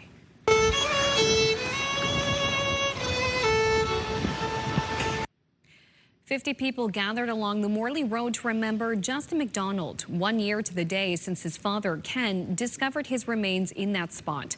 The 34-year-old was last seen on surveillance video in July 2024, leaving a gas station in North Sydney, roughly 20 kilometers away from where his remains were found. His father says though he visits the site nearly every day, coming back a year later is emotional. It's hard to believe it's a year since we found Justin right now. 3 men have been charged in connection with McDonald's death. They were arrested within weeks of one another in December 2024. Sunday would have been Justin's 36th birthday. A Fredericton man has died following an ATV crash in Durham Bridge, New Brunswick. Police responded to the single vehicle crash Saturday night around 9:30 on Dunbar Road. Police believe the 50-year-old driver lost control of his ATV before crashing. He died at the scene as a result of his injuries. Staying in New Brunswick, a number of newly elected municipal councils and mayors will be sworn in today. 40 incumbent New Brunswick mayors will return to the lead seat on council, while 37 municipalities will see first-time mayors like Moncton's Sean Crossman and Fredericton's Steve Hicks. St. John Mayor Donna Reardon was re-elected for a second term. Fredericton, Moncton, and St. John will have their swearing-in ceremonies tonight. Election day was May 11th. New Brunswickers will be paying less to fill up at the pumps this morning. Gas fell by 5.8 cents. The maximum price now $1.81.8 a liter. And diesel dropped by nearly 6 cents. The maximum price now $2.17.9. Dozens of riders took on a massive adventure across PEI over the weekend, cycling hundreds of kilometers to raise money for cancer research. CTV's Maria Saru has the story. Anxious to start pedaling, Julie Ricketts pulls on more layers for a chilly start to the 300-kilometer bike ride ahead. It's a daunting physical challenge, but she's been through a tougher one. Ricketts is a breast cancer survivor. I was never terrified or frightened. I just thought whatever comes next, we will deal with it. She credits this community of cyclists for giving her strength through surgery and treatment. As dozens pumped tires and geared up for the fundraiser called The Big Ride, many had their own reason for showing up, including the very youngest in the crowd. My brother died from cancer. My grandpa suffered from cancer. Over 18 years, riders have raised almost $3 million for cancer research. This year alone, more than $150,000 is going to the Beatrice Hunter Cancer Research Institute in Halifax. I think everybody likes to push and find where their limits are a little bit. We are not fast by any means.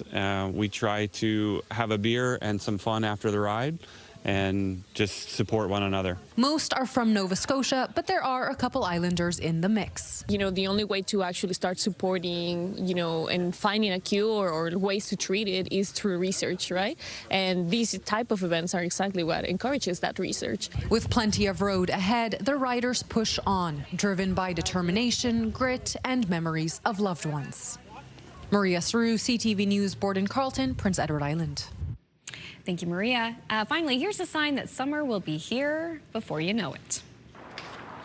A little wet right now, but Halifax's Amera Oval will open today at 11 a.m. for the summer season. So, yeah, I know, maybe not the best day for it, but it means that concrete surface can be used for roller skating, biking, skateboarding, and more.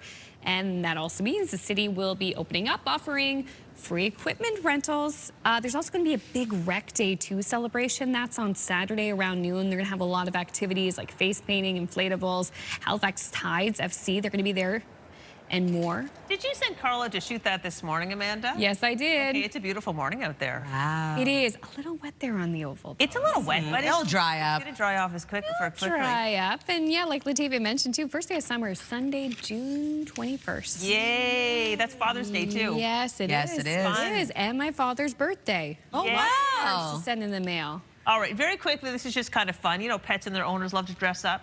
Well, why not robots dressing like their owners? Take a look. There we go. The fashion show in South Korea puts together people and robots in matching outfits.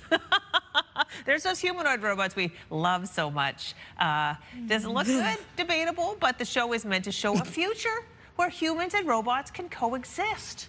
There you go. We can get our head around that, but yeah, there we go. You. Yeah, some choreography. Interesting. Not doing the high school fashion show moves that I love so much. The walking, the taking off the jacket. And then putting it, then walking. Yeah, the robots have no flair. They do not. No, not yet. They're missing something, like a soul. Yeah. There we go. A soul, that's it. Yeah. Eye contact. Okay, all right, we're gonna have another break on this Monday. Lots more to come in the last hour. I'll have your latest look at your national news headlines, and Latavia has the forecast. We're gonna take a live look at, this is a typical day in St. John's. Foggy start to the day there. Latavia has more details on what we can expect for the first day of June right after this.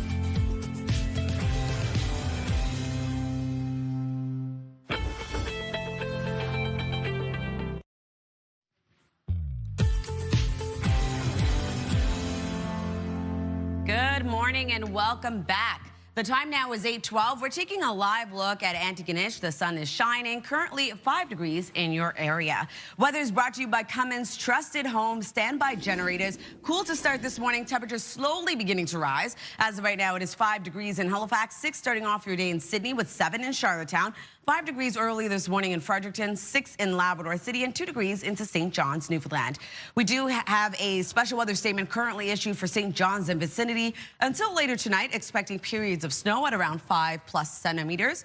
We also have a frost advisory remaining for eastern and mainland Nova Scotia and Cape Breton Island. For tonight, as temperatures cool down, we are expecting patchy frost to develop. Over to our forecast timeline. Sunshine for all 3 maritime provinces today. We are seeing some active weather in the forecast for Newfoundland and Labrador. A chance of showers and/or flurries for parts of Labrador. For Newfoundland, looking at rain and/or snow. Then into the afternoon, rain mixed with snow is expected for parts of Newfoundland. We are going to see a chance of showers return for the northern region of New Brunswick. A risk of thunderstorms that will spread across the province into the evening, as well as a chance of showers will return across Prince Edward Island, taking us into our forecast for Tuesday. A wet day is ahead. If you're wondering about rainfall totals, only seeing around 2 to 5 millimeters for Campbellton, 2 to 10 across Prince Edward Island, 5 to 10 millimeters for Amherst, as well as into St. John's, Newfoundland.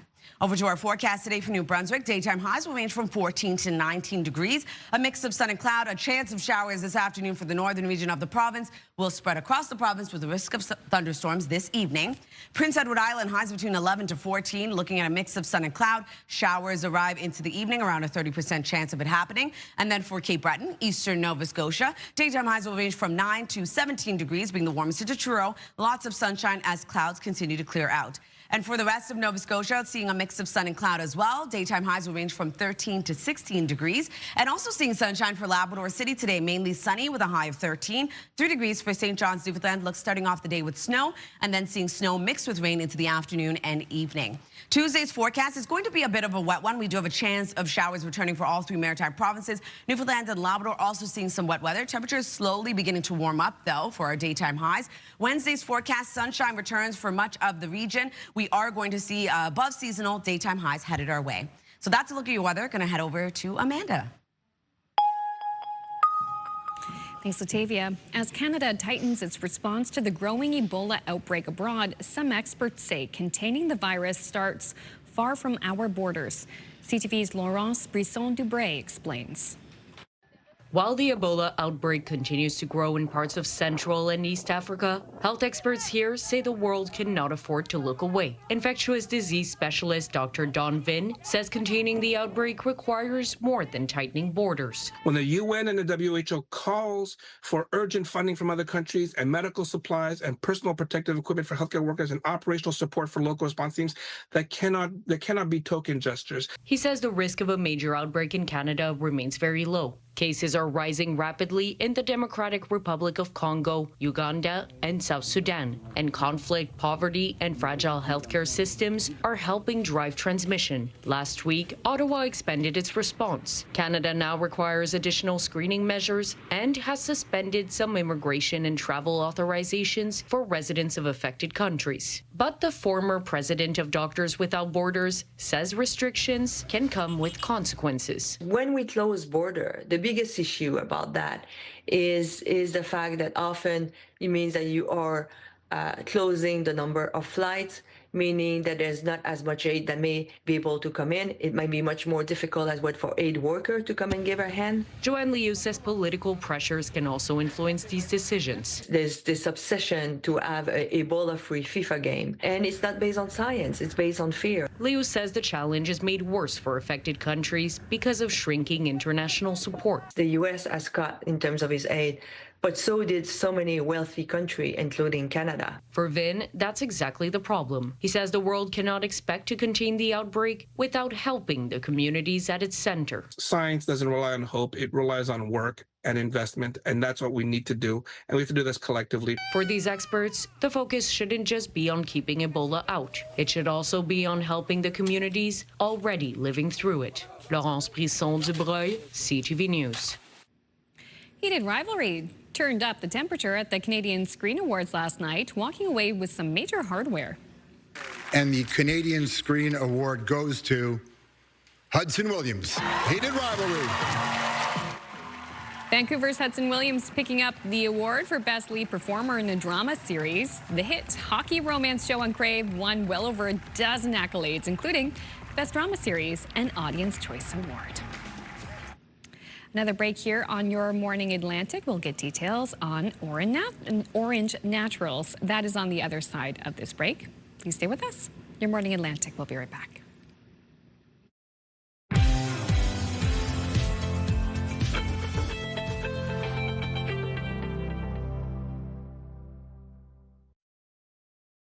Move Mornings with Aaron and Peter. Weekday mornings on Move 100. The most fun in the morning. And home of the $1,000 minute. Only on Move 100 Halifax. Welcome back. It's 8:21 now. Many Canadians are focusing on getting healthy these days, and the popularity of weight loss drugs is prompting conversations around topics like nutrition, hydration, and digestion. Our partner and wellness contributor, Christina Barrett, is here with some simple tips to help support people as they look to improve their everyday health. Good morning, Christina. Good morning, Crystal. Lovely to be here, love. We love to have you here. So why is overall wellness still important during a health journey?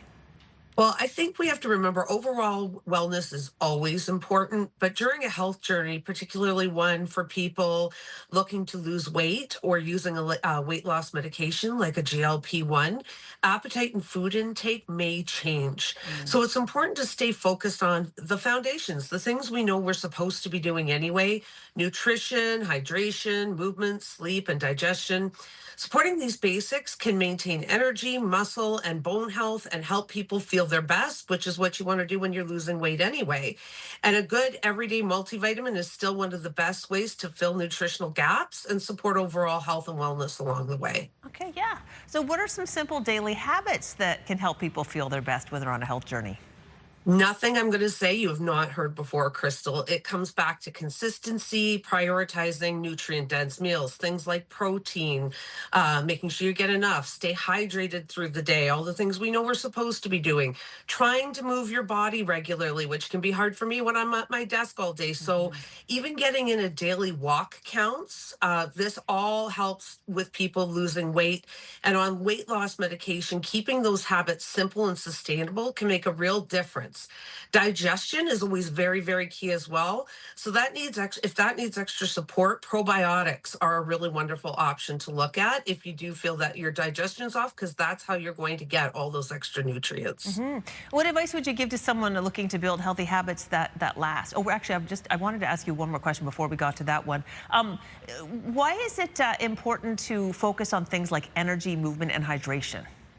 So those are some of the key building blocks that we kind of already talked about for well-being, but hydration supports digestion, which we just talked about how important that is for the absorption of your food, and helps maintain energy. Movement supports muscle and bone health, and energy helps you stay consistent with healthy habits. If you're too tired to do anything, you're not going to do these healthy things. So when calorie intake changes when you're on a diet or you're taking a supportive drug for losing weight, being intentional with these areas really matters. Foundational support with everyday multivitamin, like we talked about, CoQ10, D3K2, magnesium for bone and muscle health. All of these things can play a real fundamental role in keeping a person healthy. And again, it really depends on your individual needs. We just showed a little video of some drops that Orange Naturals makes. What is that product? Well, those are our D3K2. So again, D3 being Canadian, we should be on that all the time. But K2 for bone support is amazing. And it comes in a beautiful orange flavor. Very easy to take and add to your routine for sure. Perfect. All right. Anything else you want to add before we go, Christina? Like maybe some advice on how we can help these healthy habits last? Absolutely. Start small. We're busy. We're tired. We're all trying to do a lot. So choose 1 or 2 habits a day that help keep you healthy and feeling good. One of my big ones, drinking more water, is very important, and getting more protein in your meals. All of these things, along with a short walk a day, really help you to sustain your wellness. All right. That sounds great. Well, Christina, we appreciate your time this morning. Thank you. Thank you so much, Crystal. Have a wonderful day. You too. All right, it's 8:25, time for a short break. But before that, we have time for a 3-day with Latavia. Over Thanks, Crystal. Starting off in New Brunswick, 17 degrees today. Sunshine with a chance of showers this afternoon for the northern region, a risk of thunderstorms, and that will spread across the province into the evening. 20 degrees on Tuesday, much of the same. We do have isolated showers and a risk of thunderstorms into the afternoon. Above seasonal on Wednesday, 25 with a mix of sun and cloud. For Nova Scotia, 15 degrees today. We will be seeing sunshine across the province. 14 degrees on Tuesday, scattered showers with a risk of thunderstorms. And then warming up to 18 on Wednesday, looking at lots of sunshine, increasing cloudiness into the afternoon, but still being left with a mix of sun and cloud. Prince Edward Island, a little chilly today, 13 degrees with a mix of sun and cloud. Isolated showers expected this evening. And then on Tuesday, 11 degrees with scattered showers and a risk of thunderstorms across the island. On Wednesday, sunshine returns and it warms up to 18.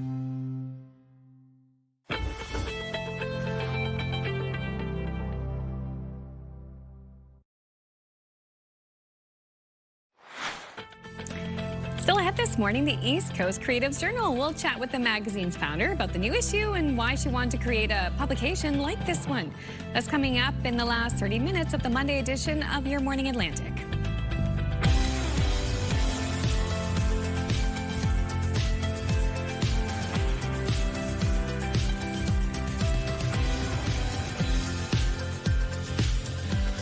Good morning, Atlantic Canada. Thank you so much for joining us on this Monday, June 1st. Time now is 8:29. What I love about the upcoming summer season, not only is everyone out and about, you get to see so many nice faces and kids playing, but also the events that take place. Yeah. Yes. It's so much fun. I know. I was thinking Greek Fest is the one in Halifax that I'm really looking forward to. Yeah, that's a good one. That's Rib Fest is a big one in Fredericton. Oh my gosh, yeah, there's a lot. Oh yeah, events are wonderful. Summer goes by just like that, and it's a big time for weddings. And I know that's our next guest is going to be touching on that when we talk about her journal, which is a beautiful.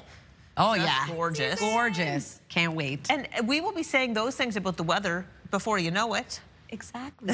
Soon. And you know what? Today we're greeted by sunshine, the return of sunshine, thankfully. I love it. Yes, and temperatures are cold to start, but already beginning to warm up. But below seasonal for your daytime highs today. But you know what? We're heading in the right direction. That's really what I care about most. No, there's some advantages. If it's a little cooler outside, I do think about people who work outside. That is very true. Sometimes I know when it's so hot, it can be uncomfortable.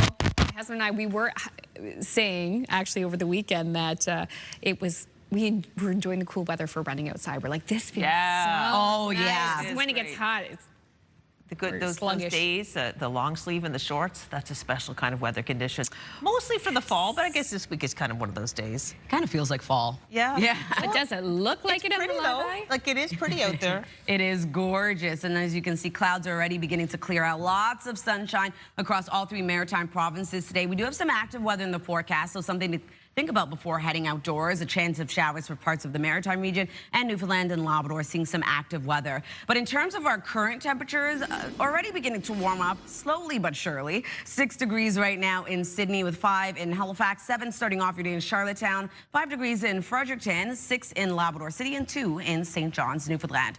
Keeping in mind sun safety as the sunshine returns, tracking high across all three maritime provinces. Due to active weather, it is a bit lower for Newfoundland and Labrador, tracking low to high throughout your day today. We do have a special weather statement currently issued for St. John's, Newfoundland until tonight, expecting some periods of snow. We also have a frost advisory for eastern mainland Nova Scotia and Cape Breton for tonight.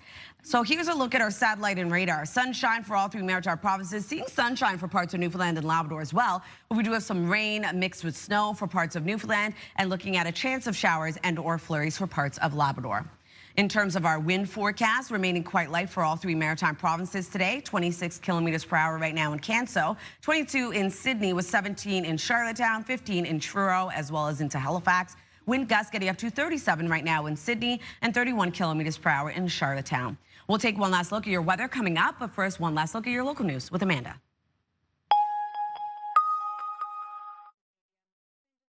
Years since a Cape Breton man found his missing son's remains after searching for them for nearly that long.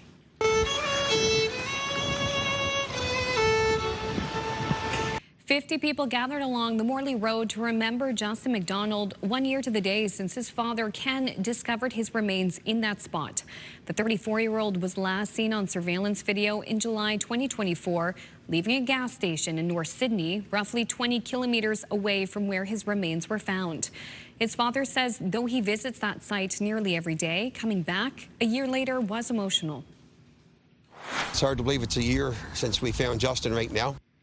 3 men have been charged in connection with McDonald's death. They were arrested within weeks of one another in December 2024. Sunday would have been Justin's 36th birthday. A Fredericton man has died following an ATV crash in Durham Bridge, New Brunswick. Police responded to the single vehicle crash Saturday night around 9:30 on Dunbar Road. Police believe the 50-year-old driver lost control of his ATV before crashing. He died at the scene as a result of his injuries. A number of newly elected municipal councils and mayors will be sworn in today. 40 incumbent New Brunswick mayors return to the lead seat on council, while 37 municipalities will see first-time mayors like Moncton's Sean Crossman and Fredericton's Steve Hicks. St. John Mayor Donna Reardon also re-elected for a second term. Fredericton, Moncton, and St. John will have their swearing-in ceremonies tonight. Election day was May 11th. Elections New Brunswick says voter turnout across the province was 40%. That's an improvement of about 8% compared to previous municipal votes. New Brunswickers will be paying less to fill up at the pumps this morning. Gas fell by 5.8 cents a litre. The maximum price now $1.81.8. And diesel dropped by nearly 6 cents. The maximum price now $2.17.9. The pride of Port Williams, Nova Scotia, Jacob Schaffelberg, will play for Canada in Canada at the FIFA World Cup. It takes a village to raise someone, so I think that every single person in that village did their part to help me get to where I am today. Schaffelberg is one of 26 men named to Canada's roster. The midfielder is battling back from a hamstring injury. You'll remember he had a breakout tournament at Copa America. The team will have 2 friendlies before the World Cup begins. One today against Uzbekistan and the other on Friday. They will take on Ireland. Canada will open the World Cup at Toronto Stadium on Friday, June 12th. Well, sometimes these canines are called hot dogs or wiener dogs, but no matter what term is used, they are pretty popular and pretty cute. This past Sunday, the Atlantic Canadian Dachshund Rescue got together for their spring walk. CTV's Carl Pomeroy has more. Today we're doing what's called a wiener walk. So we get together usually bi-weekly during the summer from May until October. And we just have a bunch of people bring their dogs out and we go for a little walk. The Atlantic Canadian Dachshund Rescue, we are throughout New Brunswick, PEI, Nova Scotia, and Newfoundland. What we do is we rescue, rehabilitate, and rehome dachshund in need from whatever situation that they come from. Bye. Oh my gosh, take it. I'm called the Pied Piper of the wiener dogs, or the wiener whisperer. I want to meet them all when they come in, whether it's the wiener walks. That I'm a little selfish that way. I want to meet them all. He loves going underneath the couch. Stealing shoes? Stealing shoes and socks. And he's got a little attitude himself. They're Velcro dogs, all the loving. Yeah. That's the best. He's got 2, he's got 1.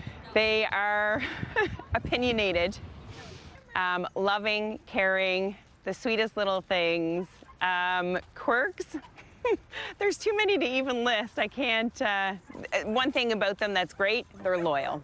I've had many of my own. I have fostered. The change that they make in your life is unreal. Like I said, they're so loyal and loving, and they almost offer therapy in a sense. They are just such a sweet little dog. So, just being able to be a dachshund owner is something that is unique all on its own, and so loving and caring, and the best thing ever. Thank you. I want to kiss. Oh my gosh, they're so sweet. So cute. I know. Parents had dachshunds, so growing up there was always one around Sasha, and then Jax was one later in the years. One was nicer than the other, I'll tell you that. Yes. Those all looked really sweet. The rescue's doing great things. They've been in on our show. We just love to support them. Okay, so that happened on the weekend. Let's check in right now on the Eagle Cam in Cape Breton. Yay. Okay. Oh, there she is. She's Whoa. Celine is growing. Her feathers are starting to come in. Wow, what a drastic change. Yes, this is the Port Morean Wildlife Association that puts this cam on. We're so grateful they have. It's been really fun to watch Helene grow. And there's one of those eels, Amanda. There's lunch. Oh, Do you see it in the net? Yes, I see it in there. I wonder who caught that. Bruce Suji was able to catch that and brought it up. Wow. Look at that at the bottom, bottom of your screen. And it's so cold right now, they can kind of use the nest as a refrigerator, Latavia, for the eel. Basically, yeah. Save that for later. Exactly. Oh, boy. Oh, my. Well, we hope you're enjoying your breakfast this morning. Yeah. It's really good. Oh, so adorable.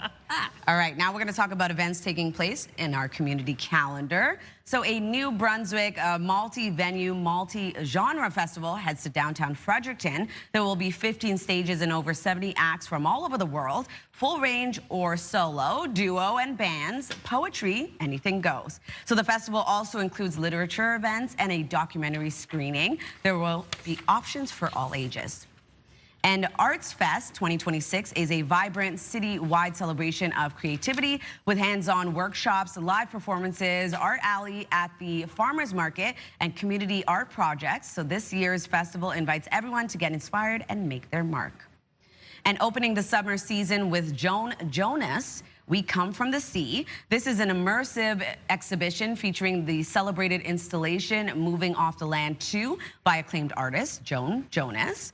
And you can also enjoy recently opened exhibitions throughout the evening. You can engage with the artists and curators while enjoying light bites and drinks available for purchase. A live Kaylee band will also be added to the celebration. Sounds great. Sounds like a great time. Well, if you do have an upcoming event, send us the details. We'd love to promote it. Your Morning Atlantic at ctv.ca.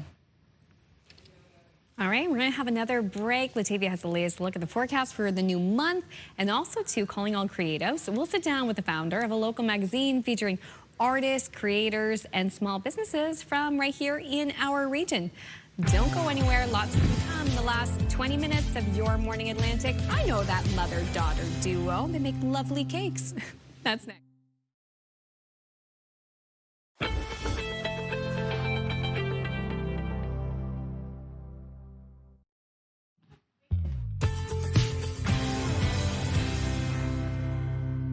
Good morning and welcome back. The time now is 8:42. We're taking a live look at St. John. 6 degrees starting off your day, mainly cloudy skies. We will be seeing clouds continue to clear out, leaving a bit more sunshine in your area.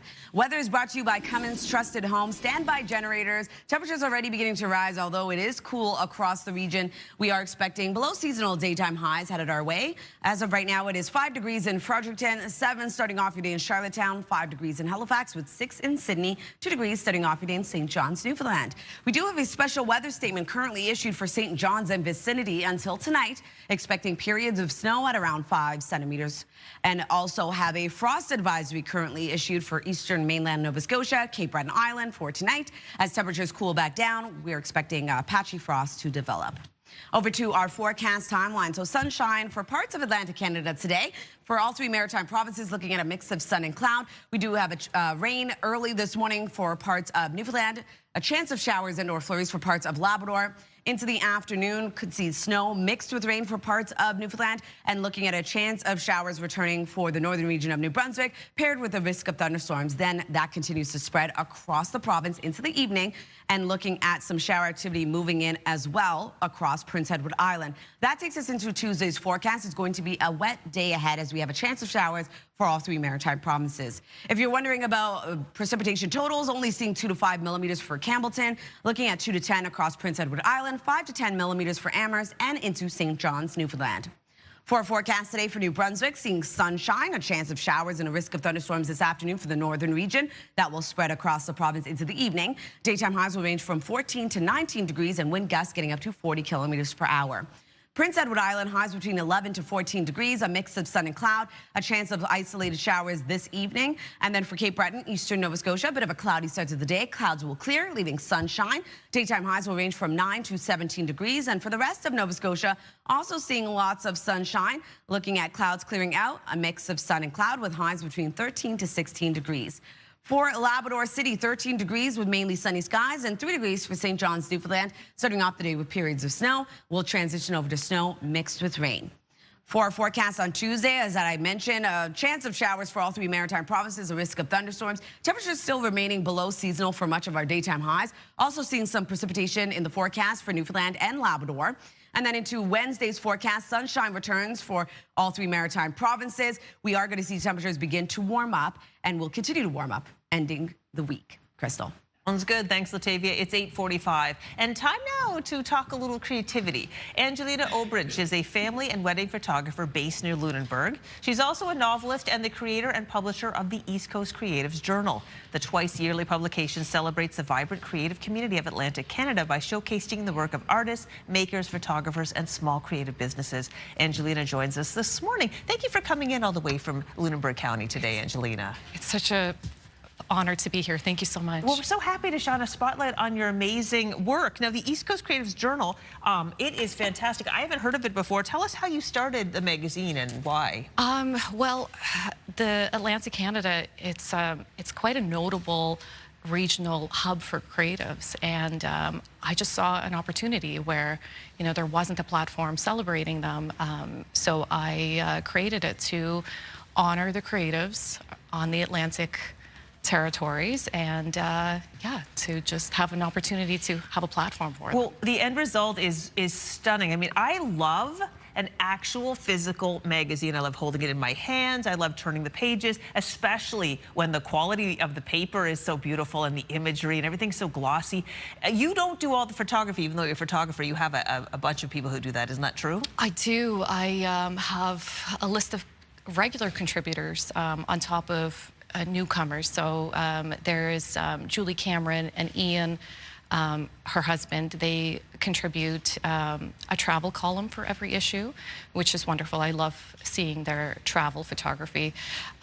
We have Michelle Ludi, Sherry Poirier, that they are based out of Cape Breton. They're incredible photographers, and my friend Shailene Stromberg as well.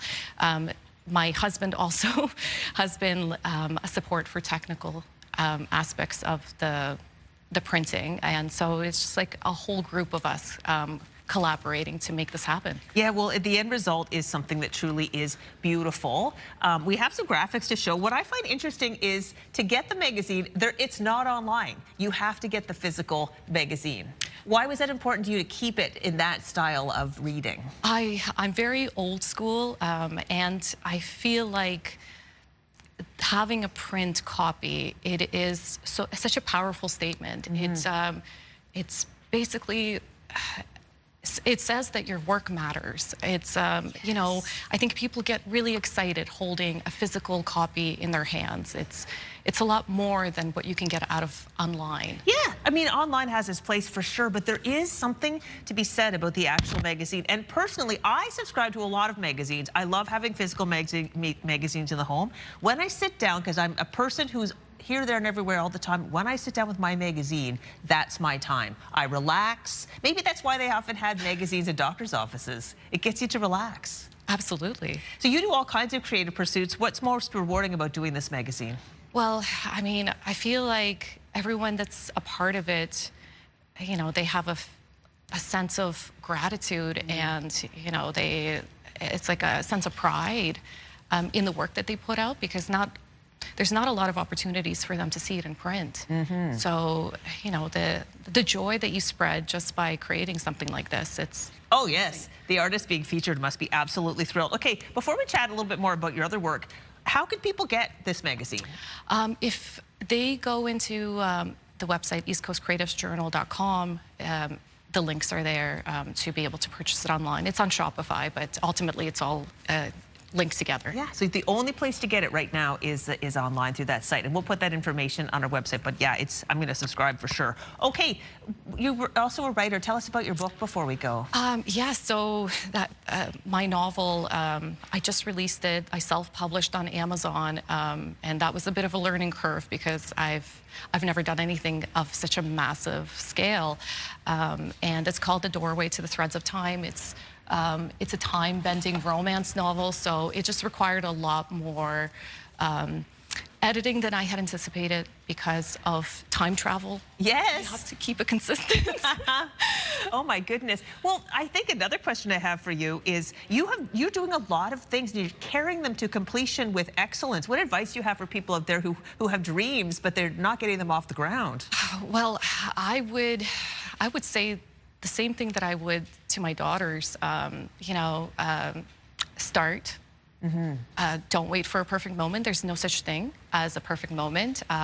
Start messy, because that's where you do majority of your learning. Yeah. And, when you are looking at successful people, success is very unique to everybody, so you can't replicate it. So the thing is not to look at success stories thinking that you're going to repeat it. Search for your own. The one thing that successful people have in common is persistence, just blind faith a lot of the times, and consistency. So if you have those three things, you can succeed. I think you're absolutely right. Well, Angelina, we really appreciate you coming in, bringing all of your beautiful art forms with you today. Thank you. Thank you so much for having me. It's such a pleasure. And for all you busy people out there, slow down, read a magazine. It really is a wonderful experience, and we put information on how you can get Angelina's beautiful creative work on our website. We'll take a break and be right back after this.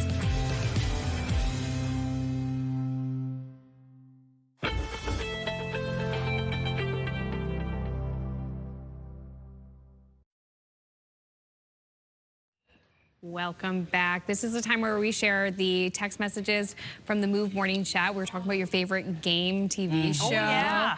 You guys have a lot in common. Let's see if you remember some of these, though. Aaron from Cape Breton says, my favorite game show is Talk About. It is a Canadian-based game show out of British Columbia. I still watch it to this day. Have not heard of it? No. We'll check it out. Sounds fun. Really cool. Melissa says Family Feud Canada, so she agrees with Latavia and Aaron. Jerry D is hilarious. I have not missed an episode. Jerry D is hilarious. Yeah, it's a great one. It is. You learn a lot watching those shows, too. Oh, you do.